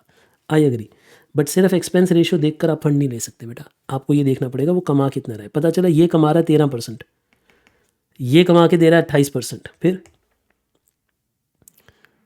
बेटा अगर वो 28% कमा रहा है एक्टिव इन्वेस्टिंग करके और वो उसमें से 2% ले भी लेता है तो कोई बुराई नहीं है। इतना बढ़िया कमा के भी तो दे रहा है। अगर ये कमाई 13% रहा है तो ऑब्वियसली बात है उसमें ज़्यादा परसेंट लेगा, फिर भी इसकी नेट रिटर्न कम है, इसकी नेट रिटर्न ज़्यादा है। तो आपको नेट रिटर्न्स भी देखनी चाहिए, सिर्फ और सिर्फ अर्निंग नहीं देखनी चाहिए, सिर्फ और सिर्फ एक्सपेंस नहीं देखना चाहिए। देखो पता है एक्सपेंस रेशियो कब देखी जाती है? एक्सपेंस रेशियो तब देखी जाती है जब आप इंडेक्स फंड में पैसा लगा रहे हैं। आप ऐसे फंड में पैसा लगा रहे हैं जो सिर्फ एक इंडेक्स को फॉलो कर रहे हैं, निफ्टी 50 को, जहाँ मैनेजर का दिमाग यूज़ नहीं हो रहा, जहाँ पे आप उसे पैसा ऐसी जगह लगाने को बोल रहे हैं कि जहाँ दिमाग नहीं लग रहा। तो फिर हम बोलते हैं भैया जब तू दिमाग ही नहीं लगा रहा तो सबसे कम खर्चा ले, तो बात ठीक है। लेकिन जहाँ उसका दिमाग खर्च हो रहा है, जहाँ, अब एक बात बताओ, मैंने आपको कहा एक बंदा, ये इस बंदे की सैलरी होगी 10 लाख रुपए महीने की कम से कम भी, फिर इसके अंदर 3-4 लोग, उनकी सैलरी होगी 5-6 लाख, फिर उनके अंडर सैलरी 2-2 लाख वाले बंदों की, फिर 50-50 हज़ार वाली सैलरी वालों के 100 बंदे बैठे होंगे, एनालिस्ट होंगे। अब इतनी बड़ी टीम बिना खर्चे के चल जाएगी? अगर ये टीम अच्छे से काम कर रही है और आपको बढ़िया कंपनियां सिलेक्ट करके कमा कर दे रही है तो क्या बुरा है? तो सिर्फ एक्सपेंस रेशियो को ना, पता है इन्हें ना दुनिया ने डिमोनाइज कर दिया है, मतलब इन्हें वो बना दिया, विद्रोही बना दिया है। अच्छा मैं आपको एक बात बताऊँ, चलो अब जो मैं बोल रहा हूँ उसका बुरा मत मानना, कि गरीब की सोच और अमीर की सोच में बहुत बड़ा फर्क होता है। आपको पता है अमीर लोग म्यूचुअल फंड में पैसा नहीं लगाते, जो असली अमीर लोग होते हैं वो म्यूचुअल फंड में पैसा नहीं लगाते। अमीरों के म्यूचुअल फंड को बोलते हैं हेज फंड्स। अब इनके बारे में पढ़ना, ये अमीरों का म्यूचुअल फंड होता है, अमीर लोग इसमें पैसा लगाते हैं। इसमें टिकट साइज़ ही बहुत बड़ा होता है, यूजुअली 50 लाख 1 करोड़ का टिकट साइज़ होता है। मतलब आप इससे छोटी इन्वेस्टमेंट करो तो बाहर निकलो, गरीब आदमी से बात ही नहीं करते, चल भाग यहाँ से। आप समझ रहे हो? ऐसे हेज फंड्स हैं दुनिया में जिनमें 8 करोड़ 10 करोड़ रुपए का टिकट साइज़ है, यानी पहला टिकट साइज़, पहली इन्वेस्टमेंट 10 करोड़ से कम कर रहे हो तो बाहर निकल जाओ, या मत आओ। मतलब मुफ्ती बंदे से बात ही नहीं करनी चाहते वो, उन्हें कोई मतलब नहीं है, वो कोई इज्जत नहीं देते इन्वेस्टर को। पैसा लाओ, जितनी पैसा लाओगे उतनी इन्वेस्टर की इज्जत। अब यहाँ पे बड़े लोग पैसा लगाते हैं, मानो कोई 100 करोड़ लगा रहा है, कोई 50 करोड़ लगा रहा है। अब यहाँ जो फंड मैनेजर होता है ना, जो हेज फंड मैनेजर होता है, एक अच्छी बात बताऊँ, इसके लिए देर आर नो रूल्स। ये पहले ही लिखवा लेता है there are no rules, my game my rules, पैसा दे कमा के दूंगा। और वो भी कोई ऐसी गारंटी नहीं कि कमा के दूंगा, डूब भी जाते हैं, बट इनके ऊपर कोई रूल नहीं होता, कोई नियम नहीं होता। और इनकी रेशियोज पता है एक्सपेंसेस की कैसे होती हैं? जैसे बोलेगा 2% तो मैं लूँगा मैनेजमेंट फ़ीस, और कभी कभी ऐसे बोल देता है 20% लूँगा ग्रोथ पे फीस। मतलब जितना कमाऊँगा उसका 20% रखूँगा, फिर बचा हुआ दूंगा। अभी अमीर की सोच देखो, फिर भी दे देते हैं, क्यों? क्योंकि वो कमा कर ऐसा देता है, वो एक साल में पैसा डबल कर देते हैं। इनके ऊपर कोई रूल नहीं होता, ये गिरती हुई कंपनी को, एकदम बर्बाद कंपनी को खरीद लेते हैं, उसे ऊपर करवा देते हैं।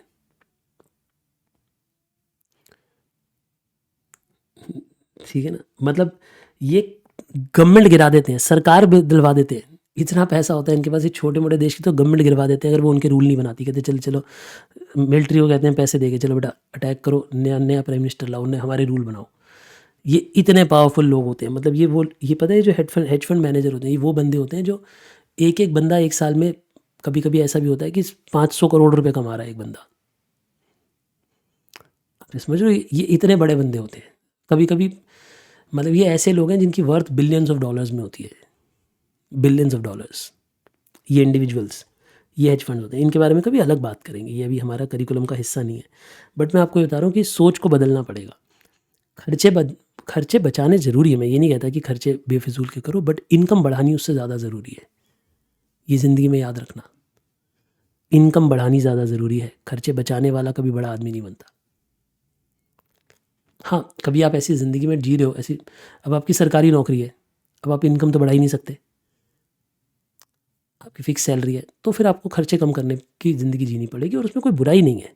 मैं ये नहीं कह रहा कि वो बुरी ज़िंदगी है, बट वो आपको डिसाइड करना है that you want to live a life where you want to increase your income और you want to reduce your expenses, that is your choice. I believe in a life जहाँ पे हम कुछ ऐसा करें कि हमारी इनकम बढ़ रही हो, एक्सपेंसेस हो जाएंगे अपने आप मैनेज हो जाएंगे, ठीक है ना। तो वो डिपेंड करता है। तो मैं ग्लोरीफाई नहीं कर रहा इस बात को कि एक्सपेंस रेशो हाई से हाई होनी चाहिए, एक्सपेंस रेशो कॉमेंसुरेट होनी चाहिए अर्निंग के हिसाब से। अब अगर अर्निंग बहुत अच्छी दे रहा है कोई कमा के, तो 2% 1.5% कमीशन ले भी लेगा तो क्या बुरा है, वो नेट में फिर भी हमें ज़्यादा कमा के दे रहा है। और कोई कमीशन एक्सपेंस कम ले रहा है लेकिन कमा के कम दे रहा है, तो फिर बेकार है, डूब मरे, क्या फ़ायदा उसका। I hope I must have been able to resolve many of your queries.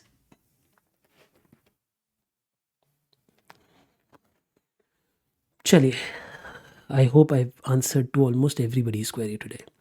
कल मिलते हैं, कल हम नया चैप्टर पढ़ लेंगे। आउट ऑफ कॉन्टेक्स्ट है सर, आप IB का सेशन, अब यार मुझे नहीं पता अभी। चलो बाय बाय, टेक केयर, कल मिलते हैं, कल से फॉर्मल पढ़ना स्टार्ट करेंगे चैप्टर।